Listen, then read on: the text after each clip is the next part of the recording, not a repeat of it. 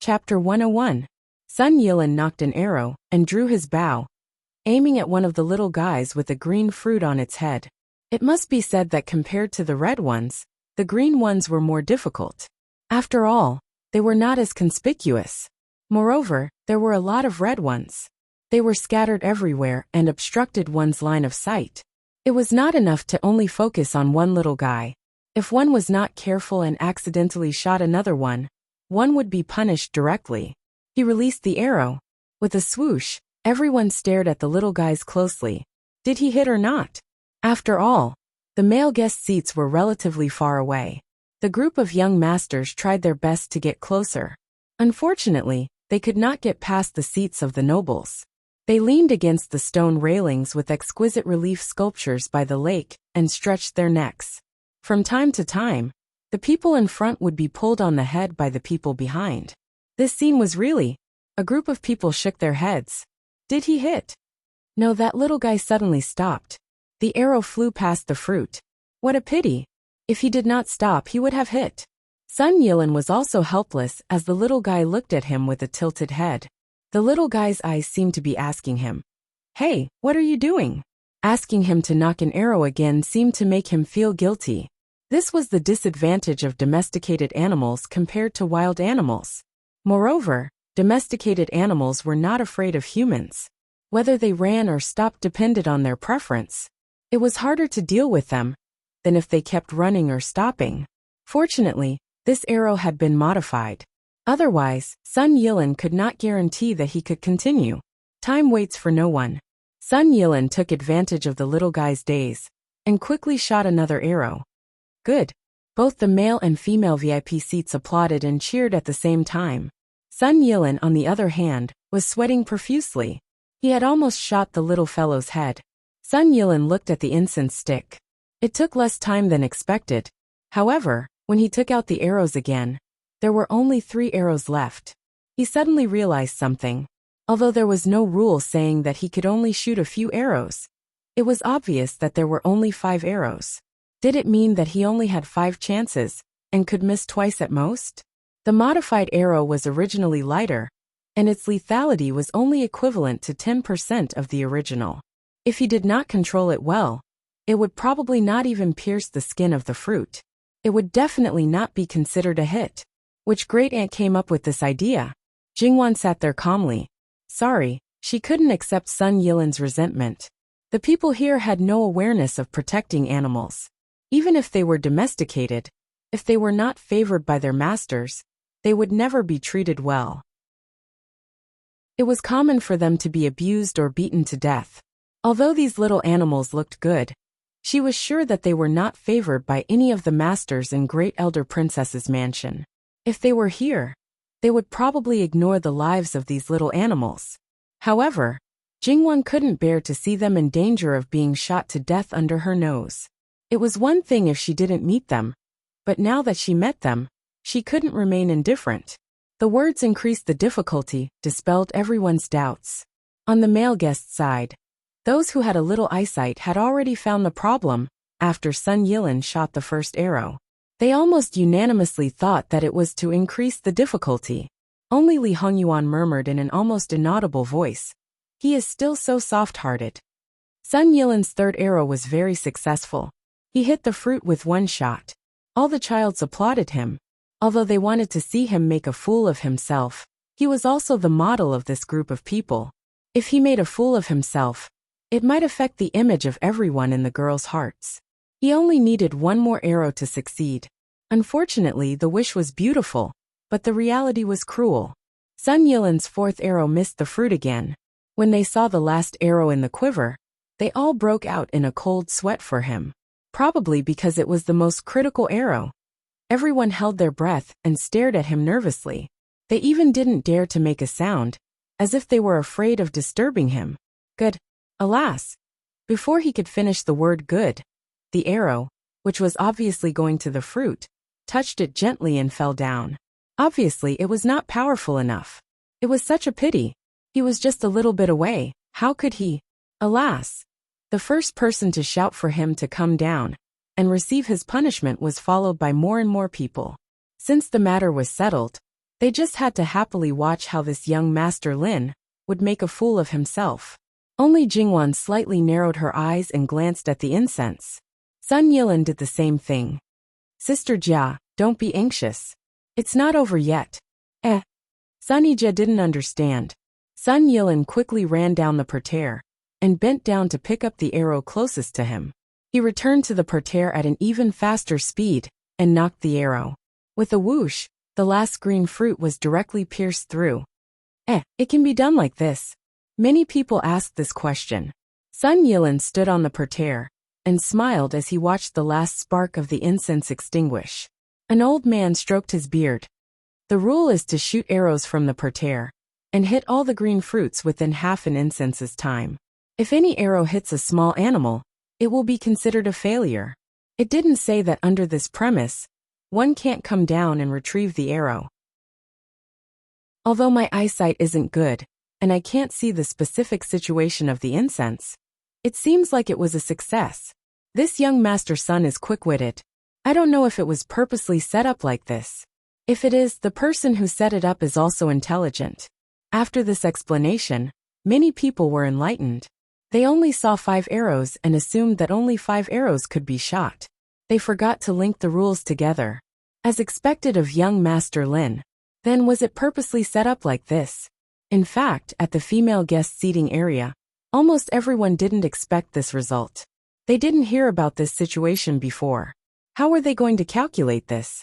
However, the maid standing next to the incense burner said very calmly, "Young Master Sun Yilin is in line with the rules. It's done." It seemed that she was completely aware of this situation. But she was just a little maid.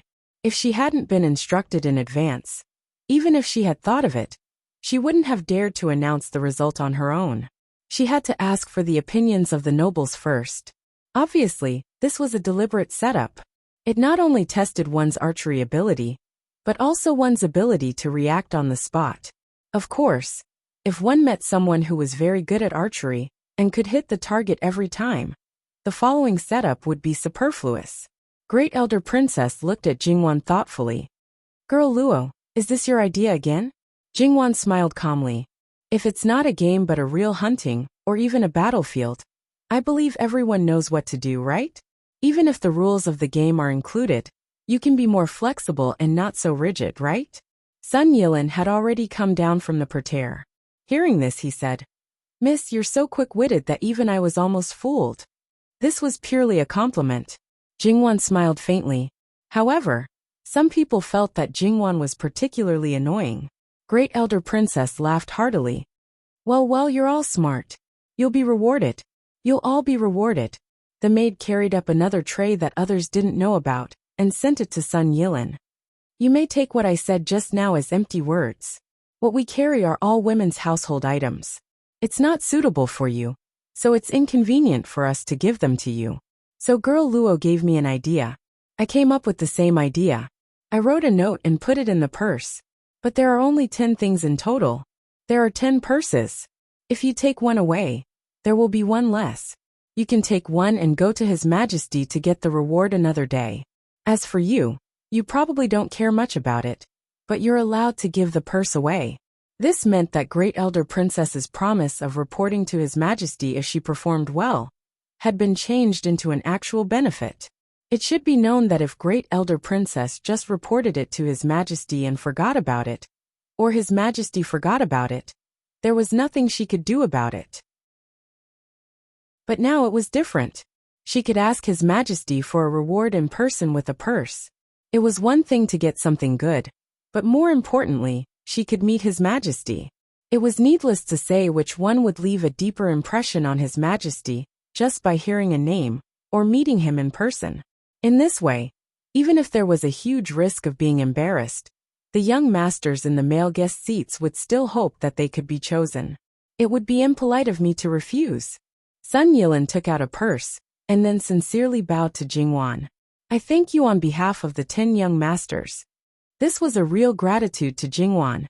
Jingwan hurriedly avoided it. "I don't deserve your thanks. It's all Great Elder Princess's credit. I just said a few words." "You deserve it." "Why not?" Sun Yilin wanted it, but Great Elder Princess also wanted it. Only families with titles of nobility could benefit their descendants. Other families, even the elders of the inner cabinet, could only rely on their descendants' own efforts to make progress. When they entered the officialdom, their fathers and grandfathers could help them. Moreover, every family wanted to gain benefits for their own families, so the competition was very fierce. The reward this time could save 10 people's hard work for 10 or 20 years. If the reward was out of Great Elder Princess's mansion and fell into the hands of a poor child, it was more likely to be a chance for him to soar to the sky. In that case, it was not just a person who owed Jingwan a favor, but a whole family, or even a whole family.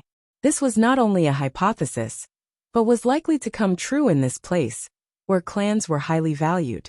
Jingwan probably just came up with this idea on the spur of the moment, and didn't think too far ahead.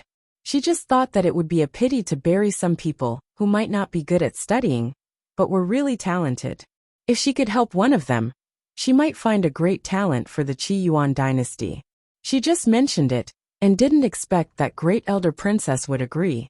Now, not only did she directly expose her, but also confirmed that it was her credit, which made Jingwan feel a little helpless. Seeing her like this, Great Elder Princess knew that she must have understood the interests in this matter.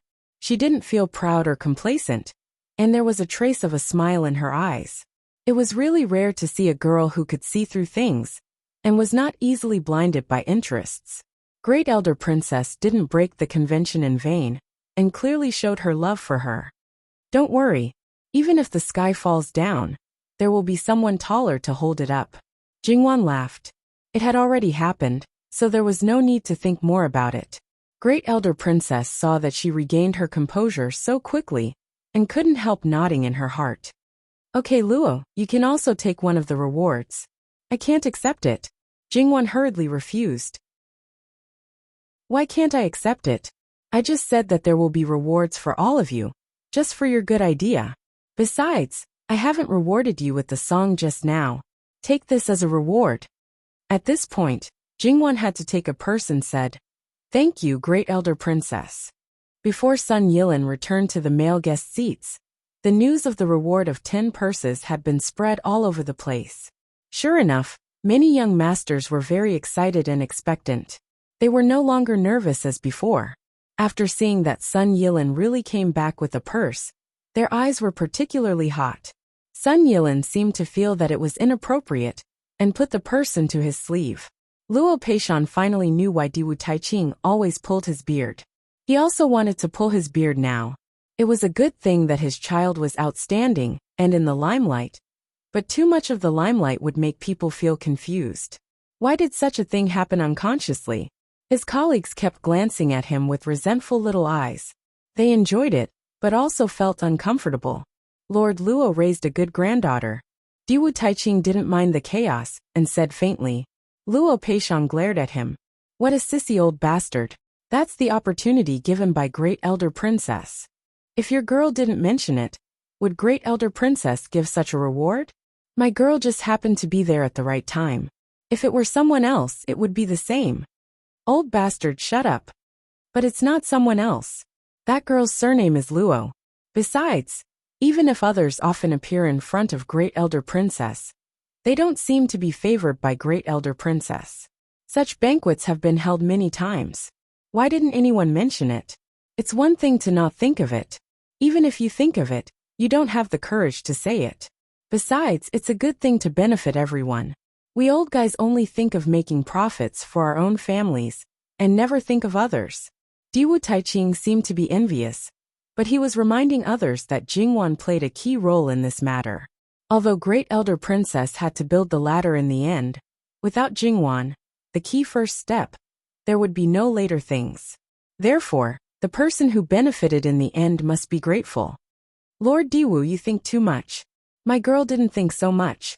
I may believe you if you say that to others, but I've seen this girl with my own eyes. If you say that she didn't even think of this, Diwu Taiqing stroked his beard and smiled. I don't believe you at all. Luo Peishan gritted his teeth and lowered his voice. That's enough. Diwu Taiqing stroked his beard and nodded. Well, it was almost enough. Lord Luo, I wonder if the third miss of your mansion has been engaged? Li Hongming suddenly asked. Third brother, you've gone too far. Li Hongyi immediately retorted. Although the marriage between that bastard Li Hongyuan and his cousin had not been cancelled, it was already set in stone. It was also a fact that his cousin would marry into the Luo family. In this case, he had already included the Luo family in his line. Now that there was such a girl who might be indebted to many people, how could he let Li Hongming win her over? Eldest brother, why are you so excited?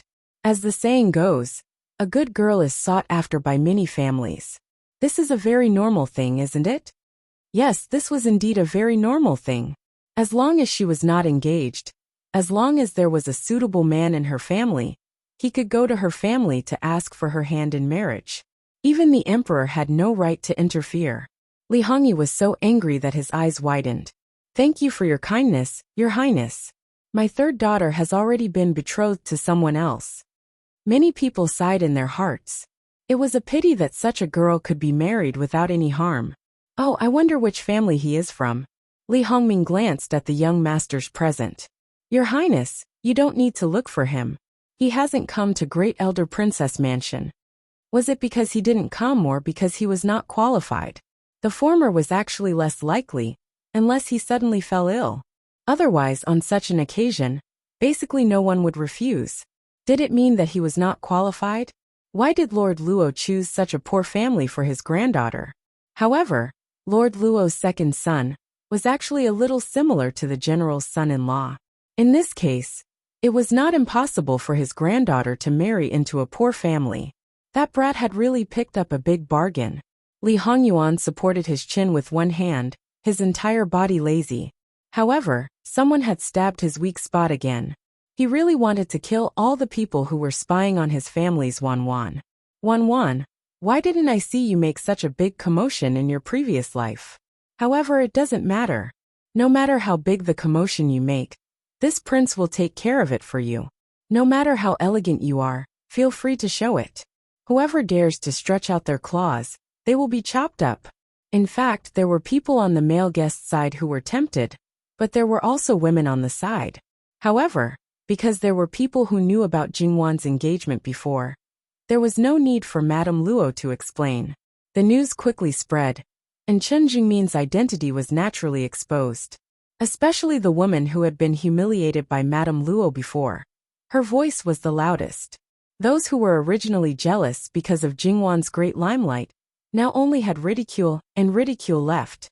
The maidens of the inner residence, before they got married, they competed with nothing more than family background. After they became nuns, they competed with nothing more than their husbands. They only knew how to show off their beautiful things. And the pain and suffering would only rot and mold in their hearts. It must be said that these people were really bored. Their material lives were satisfied, but unfortunately, their spiritual lives were too lacking. That was why they would listen to the wind and rain, and if they didn't say a few words they would die. Her relatives and friends were originally worried that Jingwan would be upset, but she looked very calm. Her calmness was something that many people couldn't compare to. Moreover, actually, I think that it's not too late to say these things 20 years later. She looked like a dough ball. Not only did she not refute, she even smiled. However, when she refuted, it was so sharp and vicious, hitting the nail on the head. Some of the madams present should have heard a lot of good and bad words 20 years ago. Then, how many of you can confidently say that you are the same as 20 years ago? Sweeter on the outside and sweeter on the inside. I believe that there are also people who can slap back those who said all kinds of bad things in front of them and proudly tell them that they are very good. Jingwan's voice was not loud, and she didn't even look back, but the people around her all heard it. One by one, they became mute. Even the ignorant little girls didn't dare to say anything. Among them, there were few who hadn't heard their mothers talk about how glorious they were when they were young, but all kinds of misfortunes and hardships after they got married. Madame Luo, who was sitting with the other madams, was also a little worried at first, but now she was very relieved. This was her granddaughter, the granddaughter who had been raised by her. Jingwan looked at Great Elder Princess with a smile. Great Elder Princess, let's continue the game. Otherwise they will be anxious. Jingwan raised her chin to the male guests. Great Elder Princess was also deeply touched by her words. This girl is really amazing. The more I look at her, the more I love her. If she marries into the royal family, forget it. I'd better not think about these meaningless things. Great Elder Princess nodded. That was because the 10 prizes were different from the ones given to the female guests earlier. That was, the people who had drawn the lots would not have to put their wooden pieces back. Otherwise, if Jingwan was so lucky that she took a few chances, it would be fine if she didn't take away the prizes. But if one person took all the prizes, the others would definitely feel indignant and resentful. Up until now, it could be said that Jingwan was the only one who was in the limelight. Her words and actions were naturally the center of attention. Her words not only affected the women and young ladies, but also affected the male guests even more. Those who were always bullied and felt inferior and timid couldn't help but straighten their chests. And those who were originally arrogant couldn't help but restrain themselves a little. As for those who were older, most of them were thinking about the past with a little bit of thinking. Li Hongyuan laughed in a low voice, and then laughed louder and louder. His laughter made everyone's hair stand on end. The maid who came with the wood pieces again shrank her head, and didn't dare to make a sound. When he was done laughing, he raised his head, and looked at the crowd with a smile. Do you think that 20 years later, I'll have no bones left, or I'll still be like now? At least half of the people thought the former. In their opinion, Emperor Liqing couldn't live for 20 years. No matter which prince ascended the throne, he would be the first to be killed. However, people like Qin Tianming were cursing in their hearts. 20 years later, no one would be able to control this emperor. He would most likely be even more arrogant than he was now. Of course, at that time, he would no longer be young. Moreover, the emperor would more or less have some misgivings, and might restrain himself. What would Li Hongyuan be like 20 years later? Others didn't know, but he knew. However, that was in the previous life. He was in his early 40s, and his health had long deteriorated. If it weren't for the fact that he wanted to wait for his only son to grow up, he might not have survived until then. In this life, he naturally wouldn't let the same thing happen again.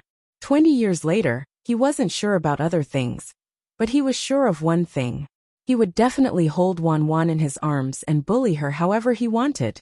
Li Hongyuan waved to the little maid holding the wood piece. Give it to me. The little maid trembled as she came forward and handed over the wood piece. Li Hongyuan glanced at it and handed it to Li Hongming. Don't embarrass yourself too much. Li Hongming took the wood piece. Sure enough, his name was on it. I was really chosen. I hope my luck is good. He was a prince and naturally didn't need the reward. However, if he was punished, he would lose a lot of face. Of course, it wouldn't be bad if he could get the reward and give it to his subordinates. Their imperial aunt could decide on the reward and send it directly to Emperor Liqing without asking for their father's permission.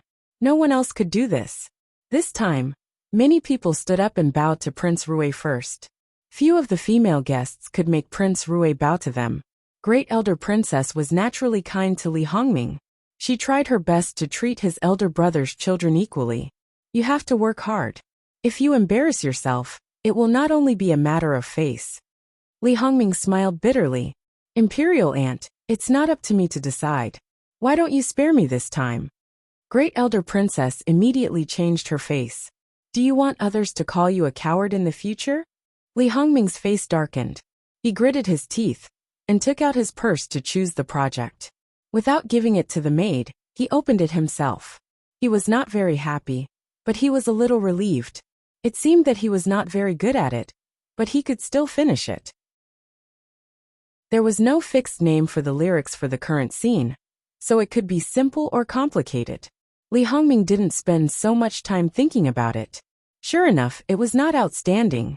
Great Elder Princess pondered. Everyone, do you think Prince Rui passed or not? Yes, someone said weakly, and then more and more people echoed. Well, I guess you've passed. Great Elder Princess waved her hand. Of course, there was no reward for him. Most of the people who let him pass did not want him to lose face. In fact, there was no need to think about who the first person to speak was. Li Hongming smiled sincerely and left gracefully. After he went back, No one said anything. But he was ridiculed by Li Hongyuan again. Li Hongming did not dare to refute. When he was young, it was almost the same thing.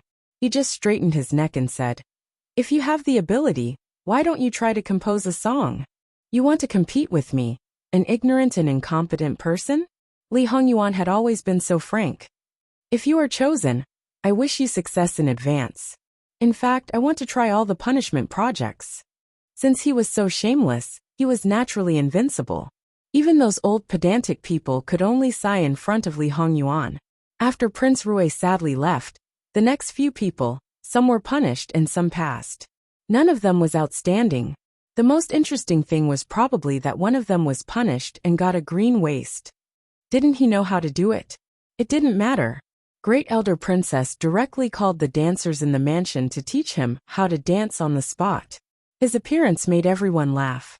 It must be said that he was a young master of a commandery prince. In the end, he simply did not care about it, and deliberately made fun of it. Even the most dignified noblewomen laughed so hard that they couldn't stand straight. "If it goes on like this, we can't even give out 10 purses?" In fact, it was easy for them to give out 10 purses.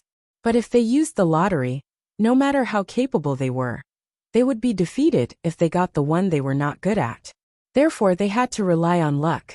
Jingwan didn't take it seriously. Luck is also a part of strength. Luck is also a part of strength. Great Elder Princess chewed on this sentence.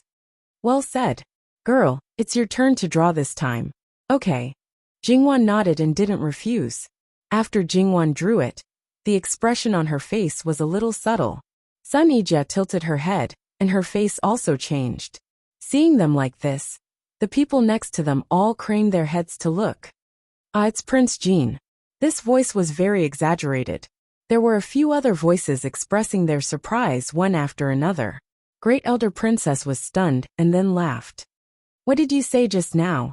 Luck is also a part of strength. Look at your luck." She was obviously making fun of her. Jingwan stared at the 3 words on the wood for a while and slowly put it down. To be able to draw Jin Qinwang out, doesn't that mean that this subject's daughter's strength is extraordinary? Just now, when the 3 words Jin Qinwang were shouted out, the other side had already faintly heard it. Li Hongyuan was very conscious, and took advantage of this time to walk over. His hearing was originally extraordinary. Even though Jingwan's voice was small, at this moment, it was clearly transmitted into his ears. "Pa pa pa," he clapped his hands and walked closer. These words Ben Wang likes to hear. He grabbed the performance item with his left hand, and directly threw it to Jingwan. Then he took a purse for the punishment item with his right hand. "Since you drew me, you will perform for me." Therefore, she was very lucky to meet this person. However, it was not good luck, but bad luck. He would not look for bad luck after the event. He would look for bad luck immediately. Some of these items were specially prepared for men. Although there were many items that coincided with women's, what if she drew the item that she couldn't finish? There were many people who rejoiced in her misfortune. They all saw that Li Hongyuan had already drawn the punishment purse. Of course, if she drew the item to wear women's clothing, it didn't matter. But for the other items she also had to suffer. She herself had come up with a lot of ideas before. What was this called? Moving a stone to smash her own foot. Could she refuse Li Hongyuan's request? Of course not. Jingwan opened the purse. "If you can perform well, the reward will be yours. If you can't perform, the punishment will be received by Ben Wang. In addition, if you receive the reward, you can also decide whether Ben Wang should continue to accept the punishment. After all, according to the rules, if you don't perform, you should be punished." Li Hongyuan casually tossed the punishment purse in his hand. Everyone looked at each other in dismay. Prince Jin was so good today. Did he eat the wrong medicine? Just based on what you said just now, Ben Wang will make you extraordinarily strong for once. So what? Was this because her words pleased this living king of hell, and made him in a good mood? So he wanted to be a gentleman for once? In essence, it was narcissism that had no bounds. Jingwan took out the slip of paper from the purse. Poem. The topic was early spring. To tell the truth, Jingwan had only learned the basics of poetry in this life. For her to write a poem, It was harder than ascending to the heavens.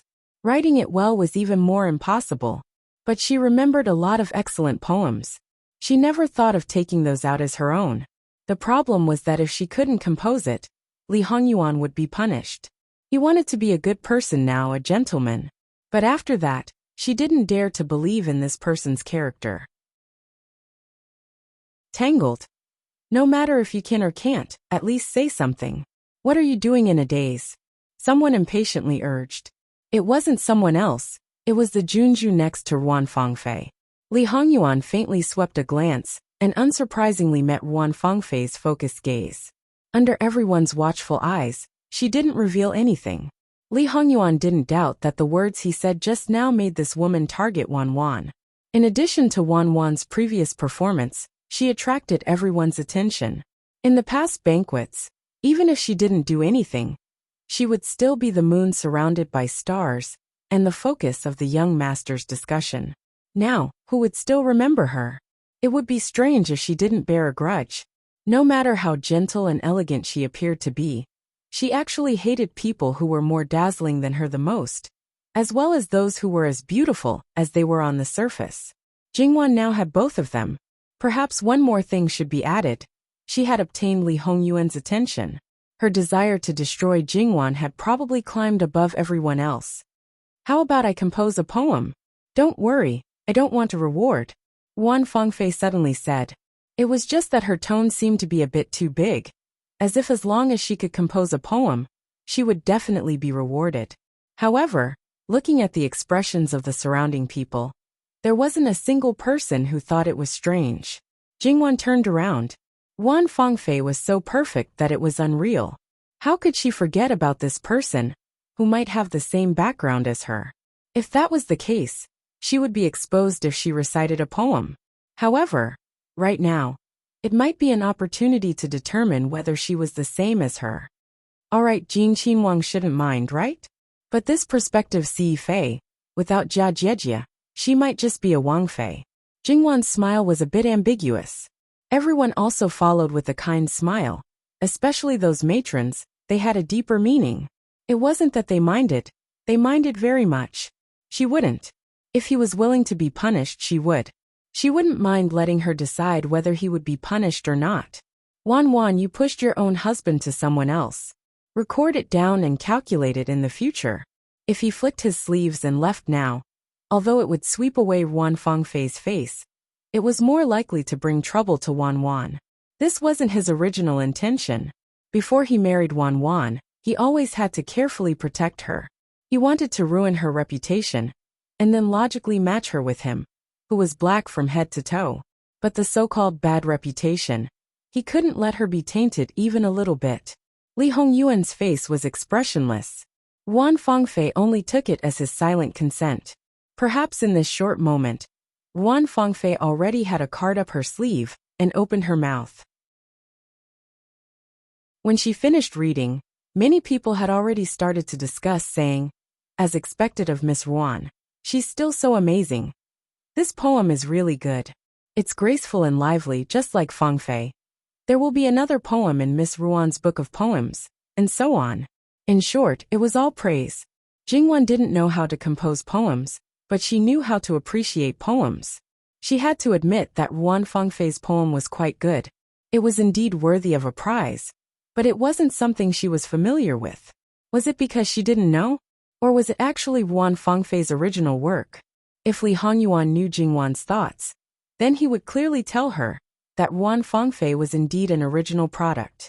She didn't come from another place like her, nor did she live a second life like him. She was indeed very outstanding, especially in poetry. However, no matter how good her poems were, no matter how beautiful they didn't exceed the category of a girl in the boudoir. If she had more experience and knowledge, then she might be able to leave a legacy for generations. The premise was that she had to grow up like a normal person. Unfortunately, this person's roots were already crooked. He admitted that he himself was crooked, but he could clearly understand himself. Wan Fangfei wasn't.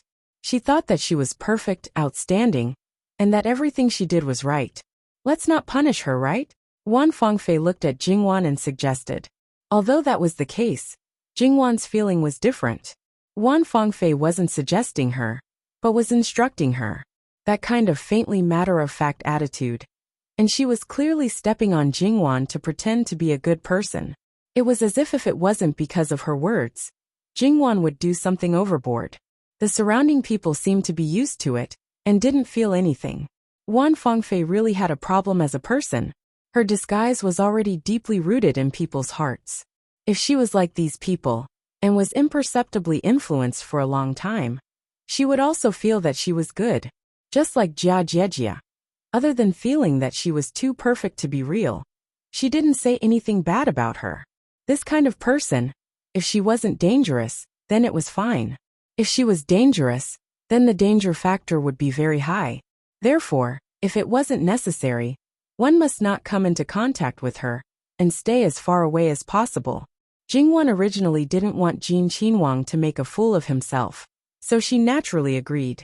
However, Li Hongyuan had already opened the pouch in his hand. Looking at the words on the paper, his lips hooked up. That appearance was really very bewitching. When Ben Wang was young, Mu Fei and I wore female children's clothing. Ben Wang himself couldn't see, but Mu Fei and the palace maids by her side all said that it was unbelievably beautiful. How could the crowd not understand what kind of punishment he received? Those who had seen Li Hongyuan's appearance when he was young couldn't help but nod. At that time, it was hard to tell whether he was a boy or a girl. He was really very exquisite and beautiful, and no one could compare to him. Who knew how many people wanted to take him home to raise him? But Su Guifei kept a close eye on him, and Lu Chengdi protected him tightly. Slowly, this boy became a bit of a scoundrel. The more he grew, the more crooked he became, and the more unlikable he became. Sure enough, Li Hongyuan turned the front of the paper to face the crowd. Don't want to see?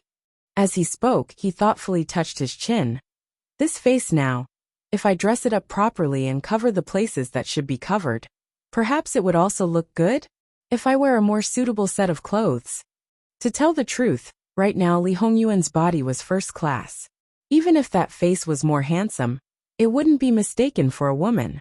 It was hard for them to imagine what he would look like if he wore female clothing and makeup. On the contrary, when Jingwan heard his words, she was very eager to give it a try. In her previous life, there were a lot of men cross-dressing. Even if it was a masculine man, after careful dressing, he would still be very beautiful. If Li Hongyuan's face was well painted, it would definitely be a first-class super beauty. Li Hongyuan saw Jingwan's small eyes. How could he not understand what she was thinking? His family's Wanwan wanted to see it, so it wasn't that he couldn't sacrifice a bit. However, not now. He didn't have the idea of entertaining everyone. After marriage, she could close the door and slowly toss about. Li Hongyuan threw the paper and the pouch back. Many people were a little regretful. They knew that it was impossible for Jin Qinhuang to be willing to wear female clothing. He was just teasing them. Wan Fengfei was relieved. How could he really throw her face?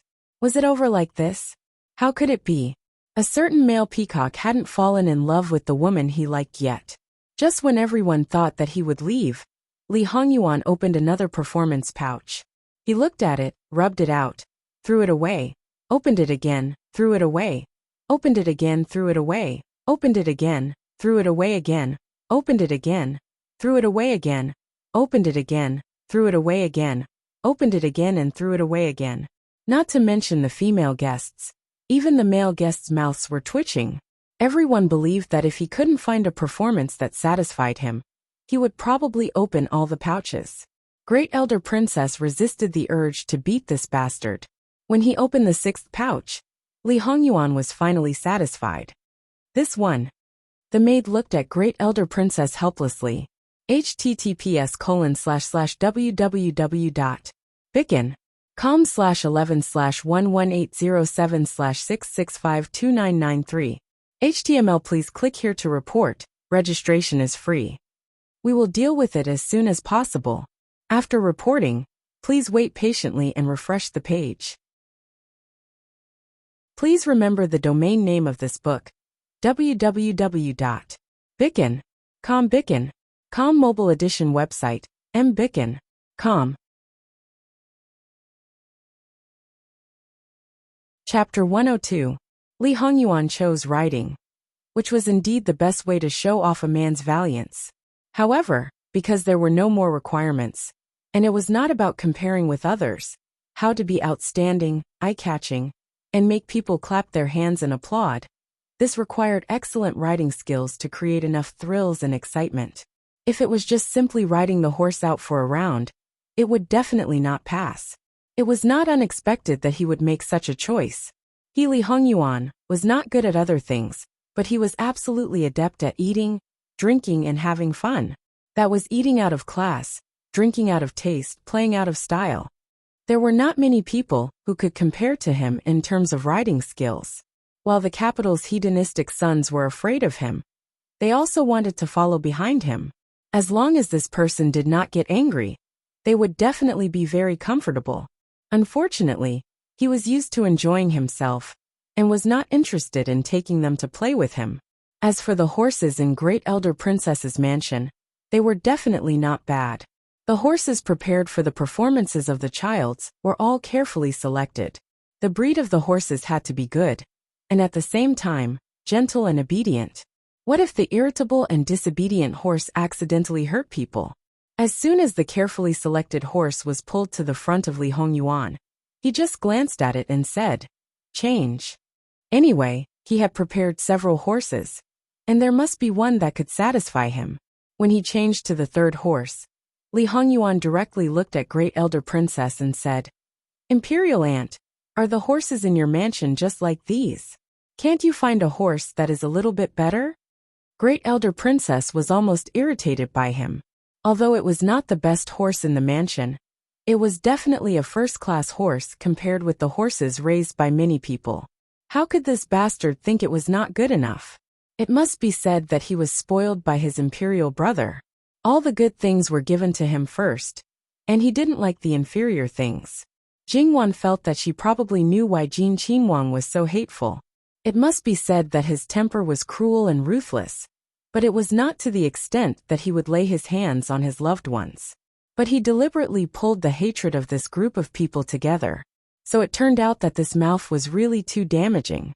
And that attitude of his, perhaps he himself did not feel any special meaning, but in the eyes of others, that was showing off all the time. He looked at the best things in other people's houses, as if they were garbage, which could only mean that the worst things in his hands were better than this. How could he not make others jealous? Li Hongyuan didn't know these things? No, he must know. Sometimes he did it on purpose, sometimes it was purely out of habit, and he didn't notice these things at all. The more he was like this, the more people wanted to chop him up. This kind of thing could become a habit. He was not piled up by mountains of gold and silver, but by a lot of treasures in the world that money in the world could not buy. Go and bring out the new horse of the prince consort to Prince Jean. Great Elder Princess said with a cold face. The prince consort naturally wouldn't say anything about the decision of Great Elder Princess, but after all, it was the prince consort's favorite horse. He had to take time to take a look at it every day. The most important thing was that the horse was wild and hard to tame, and it had not been completely tamed until now.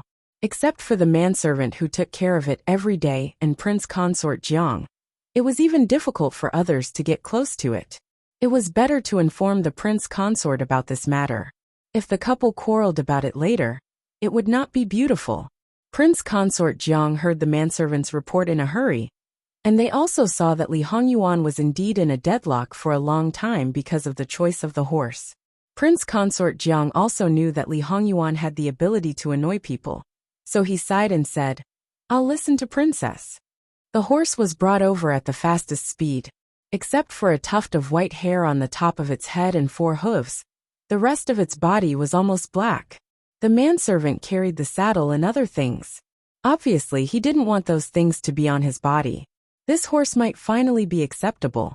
Li Hongyuan stood up, but the horse took 2 steps back, and even snorted at Li Hongyuan, and kicked its hooves. Even the horse didn't like him? The manservant was shocked and hurriedly pulled the reins.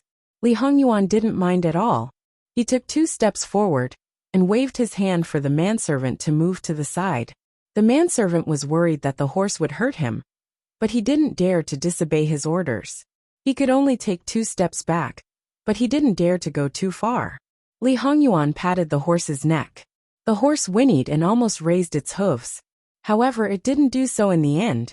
This was because Li Hongyuan's arm went from the bottom of its neck to the other side, as if he was hugging it with one hand.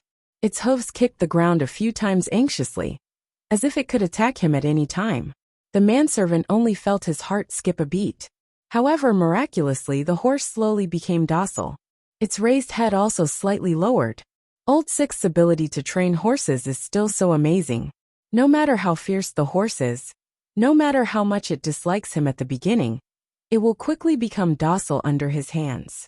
There is no exception. Everything he does is clearly seen in his eyes, but if others do it, it will have no effect at all. Li Hongming sighed. Old Six's horse training ability is so amazing. Li Hongyi, on the other hand, didn't look so good. It was not the first time that he had been injured when Li Hongyuan was riding a horse.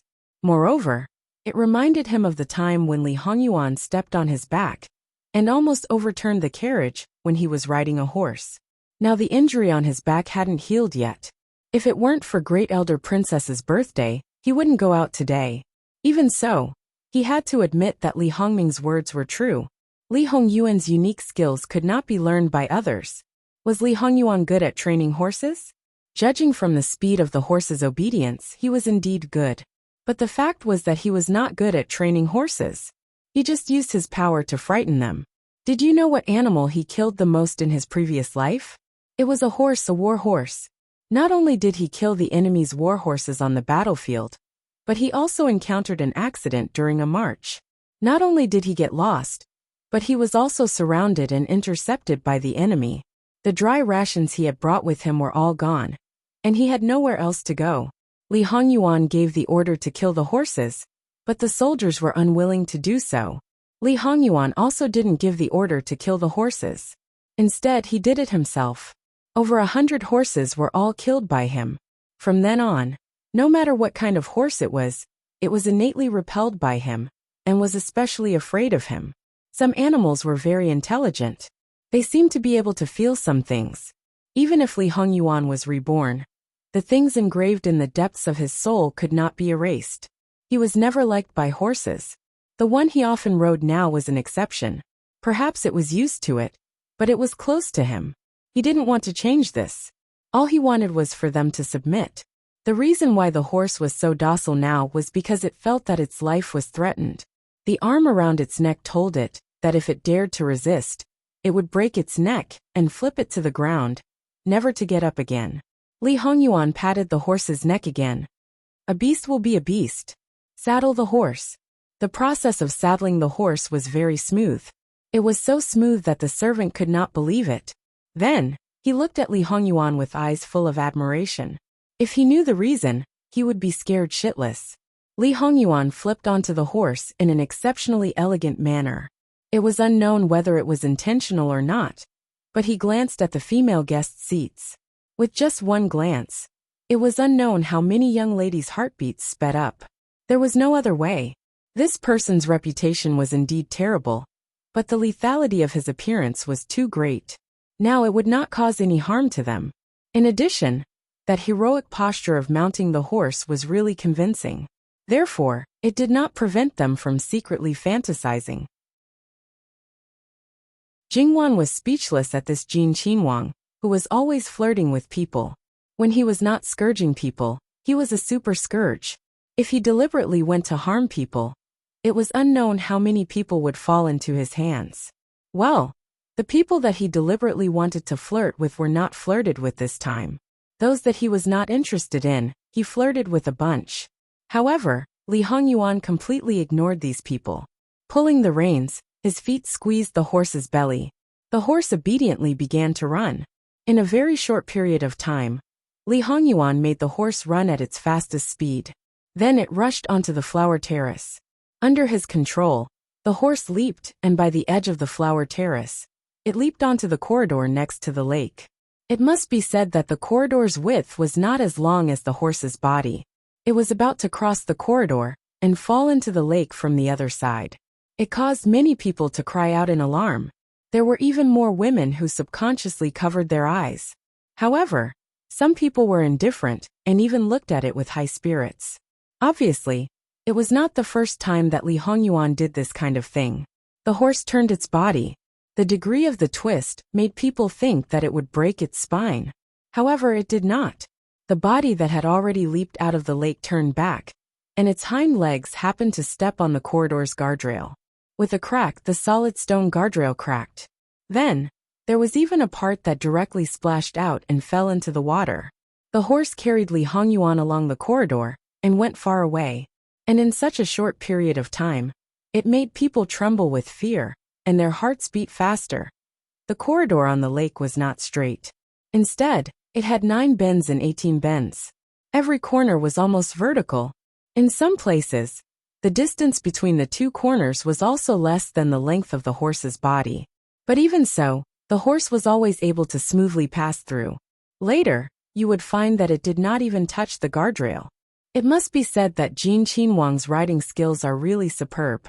If I didn't know that this horse was indeed transported back to the capital from outside and entered Great Princess Royal's Fu, I would have thought that Jin Qinhuang was its former master. With this degree of proficiency in riding, no one would believe that it was the first time he cooperated with it. Prince Consort Jiang sighed and said, in fact, his heart was a bit sour. Although this horse was new, in reality, it was not new. He had only tried to ride it once or twice. And this beast was not very cooperative. It was lazy, as if it did not want to pay attention to him. Now that it was running, it was really a white-eyed horse. The others at the side all nodded in agreement. Li Hongyuan once again straddled the 2 close-by corridors. Originally, they thought that the previous play would repeat itself.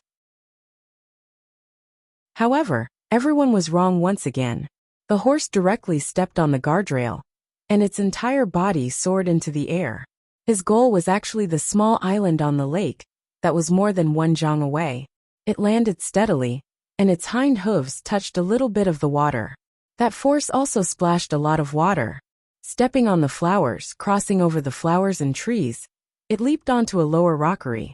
With another leap, it went onto another rockery. This repeated several times until the horse and the person reached the highest point.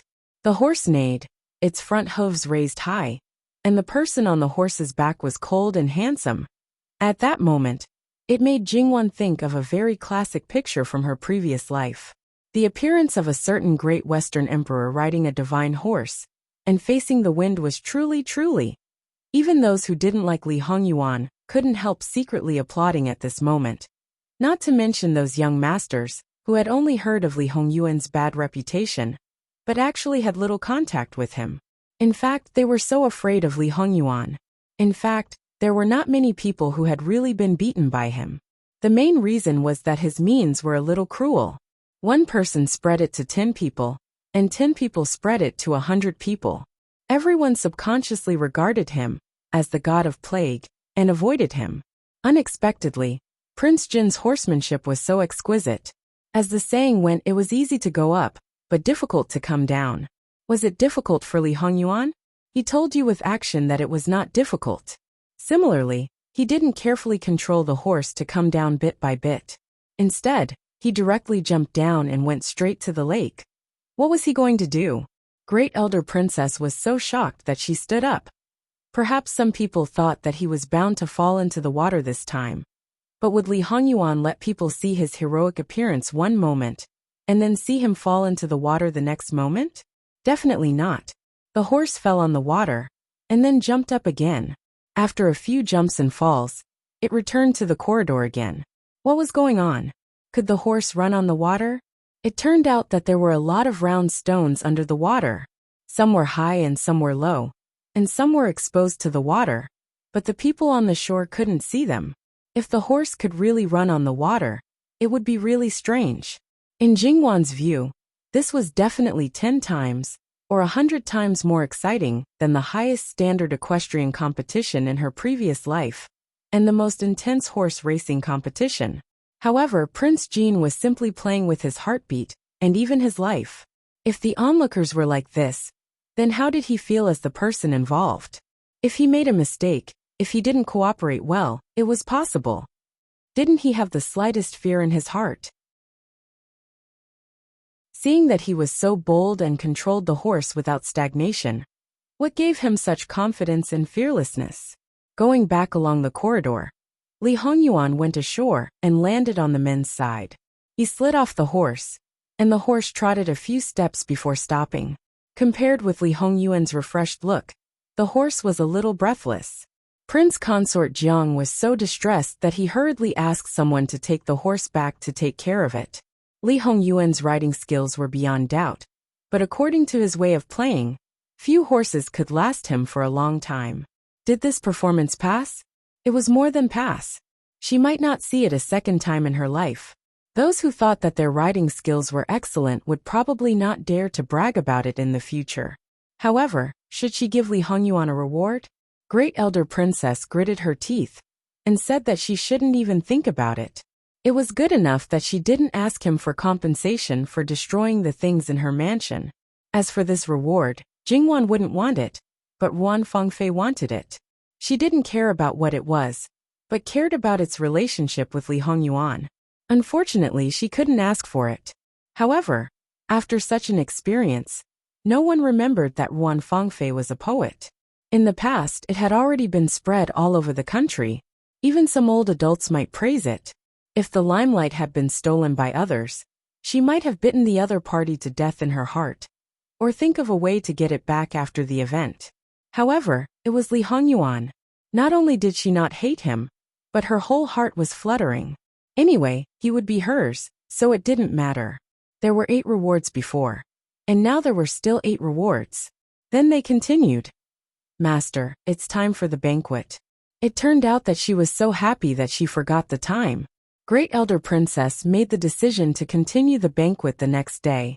As for the opera after the banquet, it was all cancelled. Great Elder Princess was the birthday girl today. She was originally the eldest, so Prince Consort Jiang couldn't do anything. Great Elder Princess had already said that if they couldn't take all 8 rewards in the first round, the second round would be held.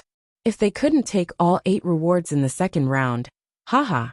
The group of young masters were all very depressed. If they were asked to choose what they were good at like Prince Jean, it wouldn't take long for them to divide all the rewards, let alone 8. Unfortunately, when it came to Great Elder Princess, they still had to follow the rules obediently. Prince Jean was the only one, so there was no way to imitate him. Before taking the banquet, Jingwan went to Madame Luo and asked, Grandma, where is 4th sister? I found her. Now she's in the guest courtyard of Great Elder Princess's mansion. I'll ask someone to keep an eye on her. Jingwan nodded.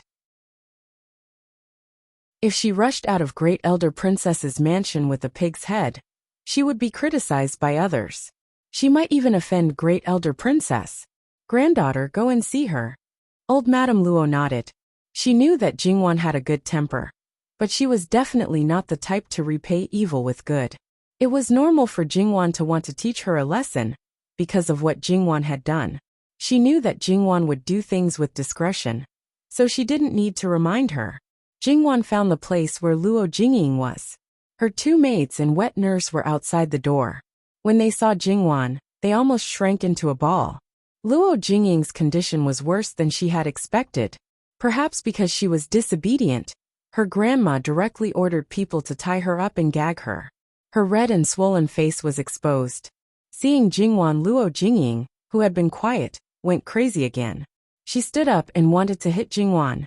However, the 2 old maids left by Madame Luo were not to be trifled with. They quickly held her down and forced her to sit back. Luo Jingying stared at Jingwan. Her hatred was almost tangible. She kept murmuring to Jingwan. Jingwan looked at her calmly and even reached out to touch her face. This time, her grandma probably really wanted to punish her severely. It had been so long, but she hadn't asked anyone to apply medicine to her face. Luo Jingying wanted to turn her head away. Unfortunately, before Jingwan could do anything, an old maid pinched her neck and forced her to turn her head. If her eyes could kill, the old maid would have been stabbed into meat paste. However, the old maid didn't care. On the one hand, she probably wanted to please Jingwan. On the other hand, she probably wanted to vent her resentment. It was not easy for them to come to Great Elder Princess's mansion. However, because of this girl, they had to stay here instead of watching the fun outside. Apart from other things, they could see so many noble people, which was enough for them to go back and show off for a long time. Now if they were asked, they couldn't give a good explanation. How shameful it would be. Because Jingwan's fingers were still bandaged, they were naturally not as smooth as her fingers. She rubbed Luo Jingying's face back and forth, making Luo Jingying roar even more fiercely. Do you know what you look like now? Go get a basin of water, and let our fourth miss look at herself. She can see more clearly than a bronze mirror. Since Luo Jingying always made trouble for her fourth miss, Jingwan's maids were naturally very angry. At this moment, they were very active in getting water. They moved a stool and put the basin of water in front of Luo Jingying. In order to prevent her from kicking over the basin, the old maid simply tied her feet to the legs of the chair. Jingwan didn't agree with this method. However, if this person was Luo Jingying, she just looked at her coldly. Jingwan pointed at the basin of water and said, "Look at yourself." Seeing that she still straightened her neck and stared at Jingwan fiercely, the old maid said, "It's probably inconvenient for 4th Mississippi help her." Without hesitation, the old maid held her head and pressed it above the basin of water. Even if Luo Jingying didn't want to see it, her swollen face was reflected in her eyes at the first moment. Luo Jingying knew that her face was terrible, but she didn't expect it to be so terrible. Like many other girls, she valued her face more than her life. Now she looked like this. Luo Jingying widened her eyes, and even couldn't believe that it was her. She began to struggle desperately, trying to overturn the basin of water. Unfortunately, you know better than me what kind of person Li Ruyu is. When you went to find her, you should have thought of the possibility of being bitten by her. Even if you wanted to set me up, there are so many princesses and ladies with much higher status than me. Why did you have to find her? Of course, she has an advantage over others. She has a small conflict with me, so it's easier for you to sow discord. In fact, there was probably another reason that Li Ruyu was reckless and brainless. Jingwan knew that, so did Luo Jingying. However, it was difficult to control this kind of person, who did everything according to her own preferences. The others are different. They may be tempted, but they won't do anything impolite. They are more likely to exchange benefits with me. Maybe they can use this opportunity to get closer to me. This is not what you want to see. Speaking of which, your ultimate goal is undoubtedly the secret formula in my hands. Actually, if you were more patient and slowly plotted, I would have taken out the formula in my hands sooner or later. After all, Sister Jia and the others are also using it. It's only a matter of time before they find out. They are of noble status, so it's impossible for me not to give it to them. To me, it doesn't matter if it's one person or a group of people. As long as it's an outsider, it doesn't make a difference. That's why I'm curious. What made you so angry and impatient that you used such a simple and crude method? You didn't even try to hide your true intentions. Third Aunt definitely didn't teach you to do this. Tell me, if Third Aunt finds out about this, will she die of anger? You've ruined her heroic reputation. Jingwan leisurely sat down beside her and tilted her head to look at her. Also, if you set up your sisters so brazenly, when you go back, it won't be as simple as being locked up. Even though you knew this, you still did it without hesitation. Are you really going crazy because you want to harm me? Or are you confident that you can escape punishment? Luo Jingying kept murmuring to Jingwan. I know you won't tell me. I was just asking and didn't want an answer, so I didn't intend to let you go. At least you can let me have some peace by doing this. Let me do it. In fact, I want to thank you. If it weren't for you, how could I play the zither? Jingwan said and looked at her fingers. Although it's a little tragic, I became famous after playing the zither, won the applause of the audience, won the favor of Great Elder Princess, and then the grand occasion that you don't know later. Now few of the nobles in the capital city will forget me. Look, it's all because of you. Jingwan sighed softly. Alas, in fact, fourth sister likes me the most. You paved the way for me with your face. Otherwise, at this time, I'm afraid that I'm still sitting in the corner unknown. Tell me, how should I repay you? Jingwan's maidservant covered her mouth as her shoulders trembled. Her family's young miss was really too bad. Whenever fourth young miss was in pain, she would poke her there. However, her family's young miss was so bad that it was not annoying at all. It was all fourth young miss's fault in the first place. Her family's young miss had always been kind to others. There were so many sisters in the Fu, and her young miss was not good to any of them. Only fourth young miss, who only knew how to blame others and never saw her own fault. She always saw others not treating her well. Jingwan glanced at the two of them.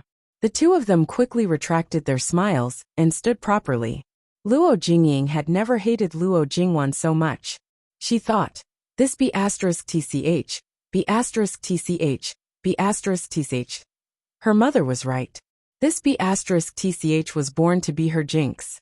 As long as this be asterisk tch was alive, she would not have a good life. Didn't she know what was going on outside? Didn't she know that Jingwan had caused a storm? She knew that these two damn be asterisk cheese would take turns to go out, and then come back to tell another person what they had heard from the servants in Great Elder Princess's mansion. In fact, they were talking to her. Luo Jingwan was so glamorous, so intelligent, and so likable. She had fought for opportunities for the 10 young masters. So many people were grateful to her, and so many people wanted to marry her as their daughter-in-law, or granddaughter-in-law. The most famous girl in the capital was completely overshadowed by her. This was what Luo Jingying used to think. Time and time again, she dreamed of standing at the highest position, being favored by the nobles, pursued by all the young masters, and carefully protected by them. She was envied by all the other noble ladies, and all of them tried to curry favor with her and flatter her. She could decide the life and death of others with just one word. She laughed very happily. But when she woke up, the lonely little courtyard made her want to go crazy. She studied hard and learned a lot of things step by step. In a few years, she gained a little reputation in the capital city. Even if she didn't want to admit it, her reputation was actually only in the middle and lower classes. She couldn't even touch the threshold of the highest circle in the capital city. Luo Jingwan, on the other hand, did not know anything. She was just a slut who worked with mud and raised flowers. She had only been in the capital for a month, but she had already hooked up with someone whom she could not even hook up with no matter how hard she tried. However, that person's face was disfigured very quickly. Luo Jingwan was her nemesis. She was so happy. And she was even happier because she would soon be able to enter Prince Rui's mansion. However, this good mood did not last long. Not only did she fail to scheme against Luo Jingwan, but she had also gotten herself into deep trouble. In just a short period of time, this slut had soared into the sky and achieved something that others could not achieve in a few years, or even a lifetime. All these were the opportunities she created for her. The opportunities she created. This glory should have belonged to him. Luo Jingying roared at Jingwan, and her eyes were bloodshot, like a beast who was about to lose its mind. Seeing her like this, even her own maidservant and wet nurse who were peeking outside the door were shocked. How did their miss turn into such a demon-like appearance? Jingwan looked at her calmly. Once a person went crazy, she couldn't be called a person anymore. People like Luo Jingying were hopeless unless she really sobered up. Jingwan didn't intend to do anything to her. Her grandmother would deal with her. She didn't want to dirty her hands. Now it was enough to provoke her. By the way, when she went back, she would tell concubine Huan of the third branch that the drum was guarded, and not anyone could beat it. If her third uncle really divorced his wife, even if she couldn't be the legal wife, she could make the third branch have no mistress in the backyard. Fourth miss is not well now. You take good care of her. There are many noble people in Great Elder Princess's mansion. Don't offend them. Yes, third miss, don't worry. We will take good care of fourth Mississippi. Jingwan nodded, and then looked at Luo Jingying. If a girl is known to be crazy, what do you think the consequences will be? So Luo Jingying, sober up and don't do stupid things. She reached out and pulled the cloth from her mouth. If a girl went crazy, her family had a reason to lock her up for life. Even if she looked normal, no one would come to her house to marry her. Who wouldn't worry about marrying a crazy girl who might go crazy at any time? Luo Jingying bit the tip of her tongue until it bled, and then she restrained herself from roaring out. Watching Jingwan walk out of the door, she gnashed her teeth and cursed in a low voice. Luo Jingwan, you bitch. You will die a horrible death. You will die a horrible death. Her words were like a gust of wind, gently blowing past Jingwan's ears. After a while, they would not leave any trace. Jingwan stood outside the door and looked at the 3 servants who served Luo Jingying. The 3 of you failed to protect your master, so you are demoted to be rough maids.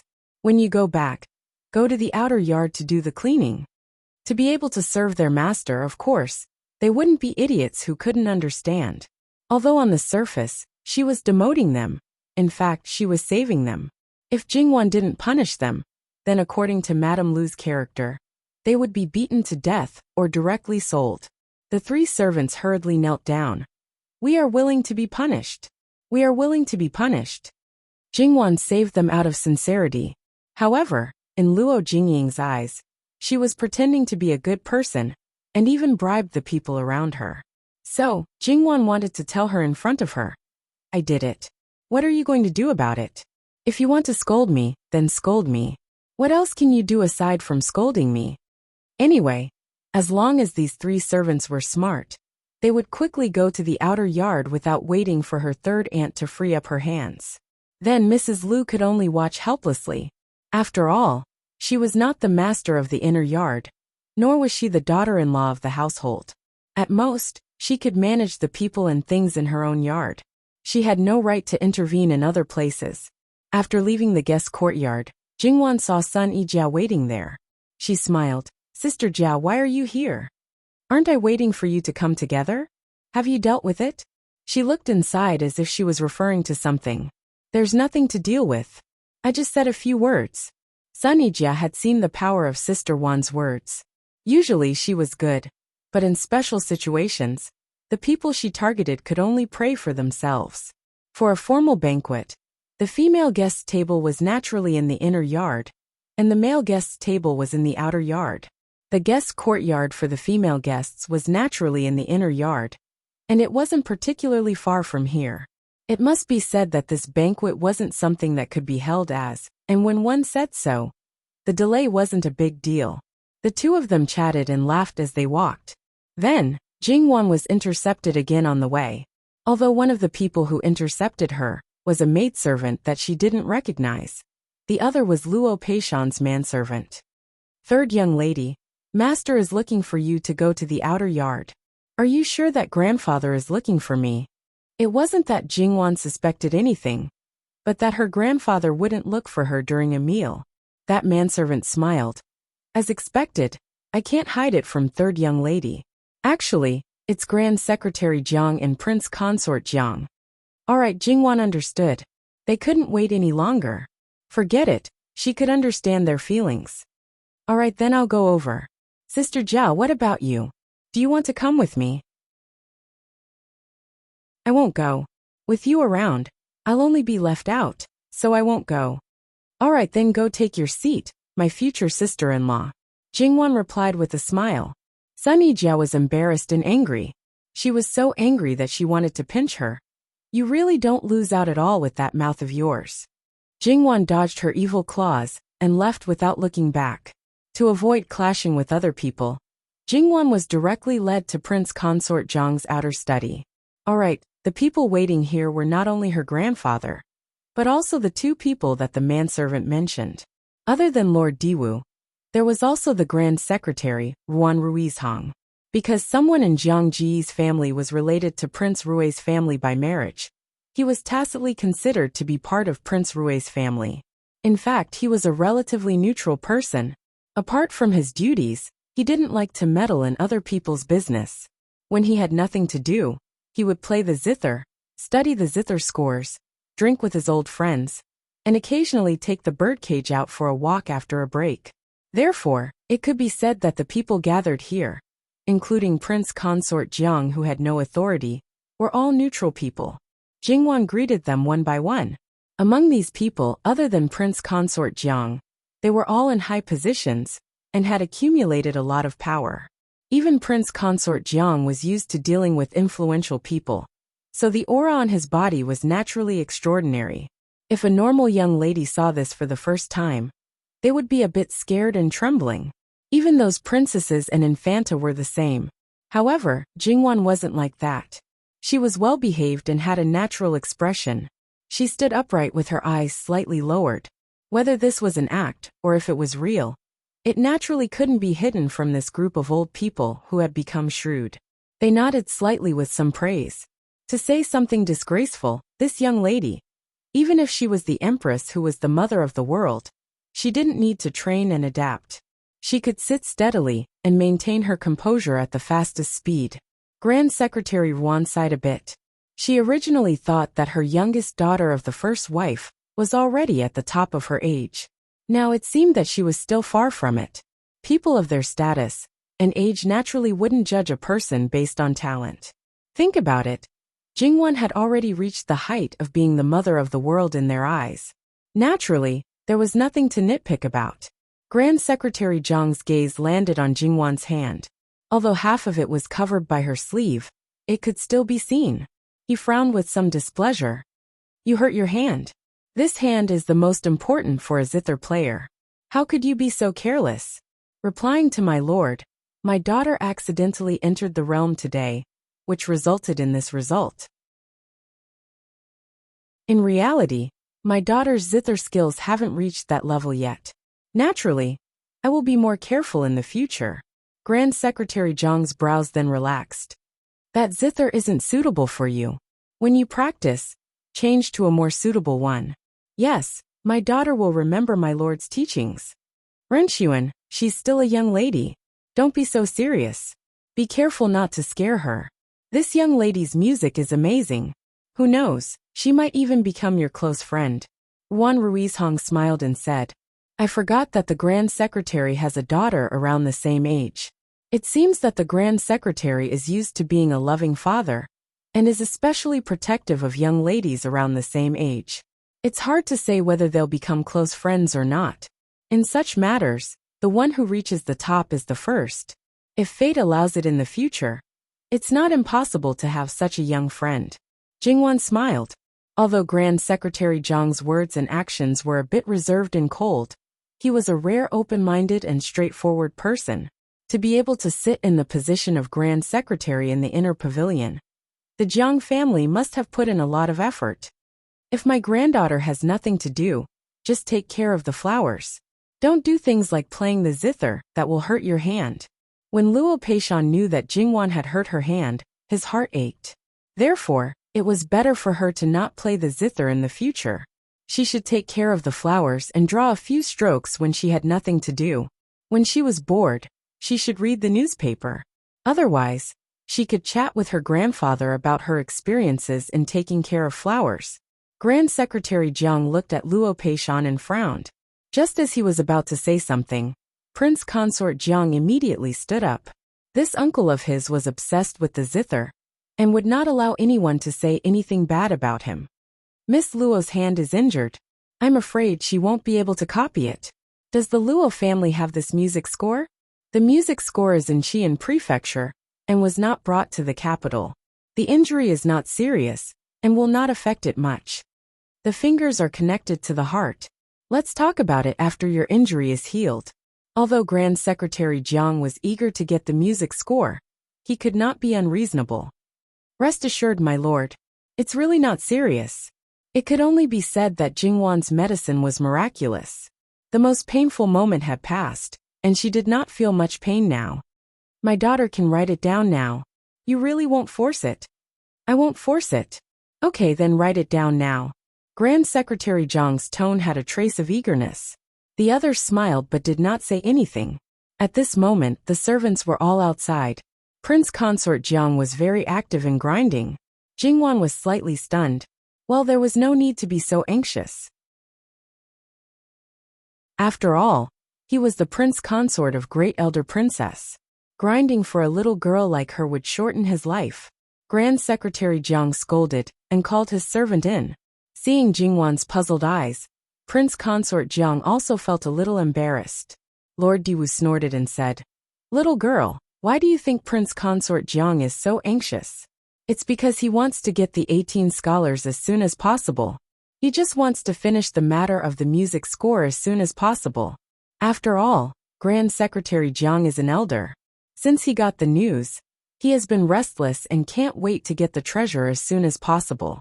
At this moment, he probably wants to discuss with you and ask his men to go directly to the Luo family to get the treasure. When Jingwan gave out a pot of 18 scholars, Luo Peishan felt distressed, while Lord Diwu was indignant. He obviously found it first, but now it was going to fall into the hands of others. Prince Consort Jiang did not deny it. It seemed that he really had this idea. After the banquet, I may have to go back to the Luo family for something. I will bring the flowers here. Prince Consort Jiang heard that Jingwan was going to the Luo family for him. This little girl was really considerate. It was said that those pots of treasures were raised in this girl's courtyard. It couldn't be better if she could go back and get them herself. Moreover, they were planted by this girl. She definitely knew better than anyone how to protect the flowers in the best condition. Grand Secretary Jiang only wanted to slap him for his virtue, but there were so many people, so he still wanted to save some face for him. Jingwan held the brush. Although the pain intensified, it did not affect her much. She first wrote 4 words: ambush from all sides. Ambush from all sides? Is this the name of the zither piece? Jingwan nodded. Then she wrote from memory and told Grand Secretary Jiang what Great Elder Princess said. Grand Secretary Jiang immediately became excited. Sure enough, Elder Jiang became excited in an instant. Great Elder Princess is right. This song is very likely to be that song. Good, it's really great. Although this song is a pipa song, I've always wanted to listen to it and then change it into a zither song. I've been looking for it all these years, but it's nowhere to be found. I didn't expect that I would suddenly see it today. It's true that I've searched high and low for it, only to find it by chance. Jingwan laughed. If a piece of music could really make an old man so happy, it was worth it. Moreover, according to Grand Secretary Jiang's character, he would definitely spread this piece of music. She came here from another world, and also spread it widely. She should not be wrong. She handed the 2 pieces of music to Grand Secretary Jiang. Grand Secretary Jiang held them in his hands, as if he had received a treasure. His smile was like that of a child who had received candy. After this matter was over, they could talk about other things. What else could they do except for flowers? When they were about to speak, Prince Consort Jiang's servant's voice sounded from outside the door. Prince Consort, His Majesty's Imperial Edict has arrived. They were all used to receiving imperial edicts, so the people in the study were all calm. Luo Peishan told Jingwan a few words, and then Prince Consort Jiang asked someone to take her away. All the people in the mansion had to be present. Jingwan joined the group of female guests from the side. The imperial edict was a reward for Great Elder Princess. However, the eunuch also brought an oral edict. More or less, that evil spawn of a son of this emperor was indeed a person without good fortune. It was really a happy thing that Sunny Jia was safe and sound. The wedding date did not need to be postponed.